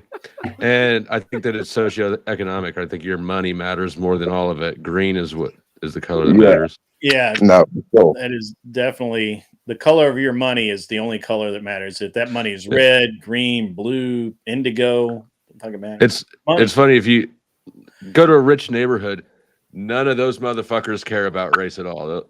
No. Our money has lions on it and Mandela. And Mandela. In my opinion, Zimbabwe still called Rhodesia. Bullshit, brand. It's not. Are you crazy? Are you saying you're Crispix? So he said he's blackish white. Isn't that what Crispix? I'm more. I feel like I'm more black. I haven't heard. Did they even make that cereal still? That was like no mochaccino. That was the medium okay cereal. It was edible, but you're not getting excited about it. I'm a damn quadroon. I don't know what I'm talking about. I passed the Puerto Rican when I got a tan. Cappuccino caramel. All right, guys. Let's get some final thoughts in here, and we're gonna roll out. Yeah, thank you, Grid. So my final thought, and it's sort of a new thought, but my final thought would be you could, with your squatters' rights thing and the property rights, you could also approach it pragmatically. Be like, okay, if I agree with your ideology that we shouldn't let things go to waste or whatever, structure this, right? How would you rewrite a law that allows somebody to take squatters' rights, but if you dissolve property rights, then you would also have to dissolve squatters, right? There's just no way to make that gray area structured. Yeah, you either support all the laws or no laws, right? But that's all I got. Thanks for having me up. Salutes to the chat. Fuck the rest of the panel besides Grid. See you, man. All right. Man. Sport Brand, take it away, buddy. I would say thank you so much, Grid, for having me on here. You're the man. You're the legend. I appreciate you so much. You're one of the smartest people on here. I always love hearing yourself. Yeah, I'm sorry if I'm being too kind. You're good, man. Shout out to Chris. Fuck Flow State for one, and thank Flow State for being a good opponent, man. He was okay. He was okay. I hear what you're saying. But yeah, thanks for having me on here. Other than that, yeah, I'm good. Yeah, you can remove me. Right. I'm good. Awesome, man. Have a good rest of your day, bro. Thank you as well. You as well, sir. And then Chris, what do you got, man? What are you bringing? Flow State eats corn sideways with his booty hole, and then he licks his cheeks afterwards. Probably true. But what I would say, Grid, is some other countries don't have squatters' rights. If you can't pay for something, you do not get the luxury. You don't go in shops and get food if you can't pay. If you do not get a privilege if the side of payment isn't accounted for. So yeah, it's not a right to live somewhere. If that gets in question, then there's free living situations for that. The squatters' rights are bullshit. Gives advantage to people to break the law. So I would say that. That's right. Equal and fair enforcement of the law. Exactly. And then you guys sub up to my channel. I'm trying to get monetized. I appreciate everybody, and thank you for having me up, Grid. Yes, please go sub to Chris Lestrange's channel. He should be monetized. I just want the membership. So like 500 people. If I could just get 500, then at least I can get memberships. That's me, man. I'm trying for 1,000 members. That's all. Just 1,000. No. I mean subs, Grid, not like members. Oh yeah, no. 500 subs. You should have already had 500 subs. We're gonna work on that. We're gonna get you there, brother. All right, yeah, I got you, Chris. Thanks, Grid, again. Thanks, Grid, and I'll tune into the debate. You're gonna smash them. I hope so. I hope I do well. I got to read the room. I got to see how aggressive I got to be. I'm known for being either like I'm known for going from really like chill to batshit and back. Fair enough. So, yeah, real dude shit. Yeah. And so it's going to be good. Thanks for having me up. Great. And to the chat, guys, I appreciate everyone being here today. It's actually been a really good show, even though I didn't really get as much of my debate prep in as I wanted to, and I really didn't cover all of the stuff that I wanted to about the fires in California and how did Joe Rogan predict that shit? Yeah. That's fair. Wrongful Rage leave it for tomorrow, Greg. Leave it for tomorrow, and then I don't think you need a debate prep. I think you'll be fine on this. Your name is Tony, the one that stutters calzone. Did you hear that one, Sport Brand? I'll read it for you. 1999 from Wrongful Rage. Sport Brands, is your mobster name Tony, the one that stutters calzone? That's pretty fucking good. Honestly. That's pretty. Actually, my mobster name is Buick Rick, but yeah, that's pretty funny. I get it. That's hilarious. That's Imperious. That's worth $20. You got me. Imperious did. He sent not a super chat, but he's been a member, so he gets kind of a free super chat. He says, "An open society will always fail. Mere openness creates social subversion. Nobody has an inherent right to a better life. You simps." See, I agree with that. That's why I don't believe that everyone in America should own a home, because it's not the American way. We are a meritocracy, not an aristocracy. I know you want it to be an aristocracy. I know you want to just give people shit. We're not going to do that because we're a meritocracy, not an aristocracy. All right, and we've got Ben Talk sliding in under the wire with mighty $5 super chat. Chat, you have not lived until you have seeing Chris Lestrange attach a camera to his beard and talk to himself for hours. That was pretty fucking funny. I'm not gonna lie, that was pretty good. Damn it. Chris is a beast. Chris is a beast. My grid is very low tech. My fucking my jig I built for my camera is low tech grid, so I keep grabbing my beard with it. Yeah, it's not. All right, ladies and gentlemen of the chat, members of the panel, I thank you all for showing up today. It's been great. Again, didn't cover everything I wanted to, but that's okay. It was still a great show. It was a little bit erratic today, but that's okay. It was a great show.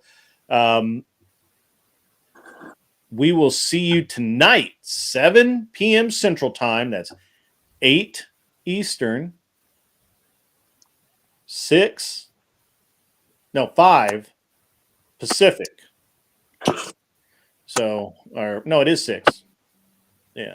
Yo, no, I didn't know. great. Thanks for having us. You're a fucking pain amongst men. You guys have a great rest of your day. And as always, be cool, wear glasses if you need them, and get off my lawn. I am everywhere. I am inside each and every single one of you. You just look in, and I will be there. Waving out at you. Naked. Wearing only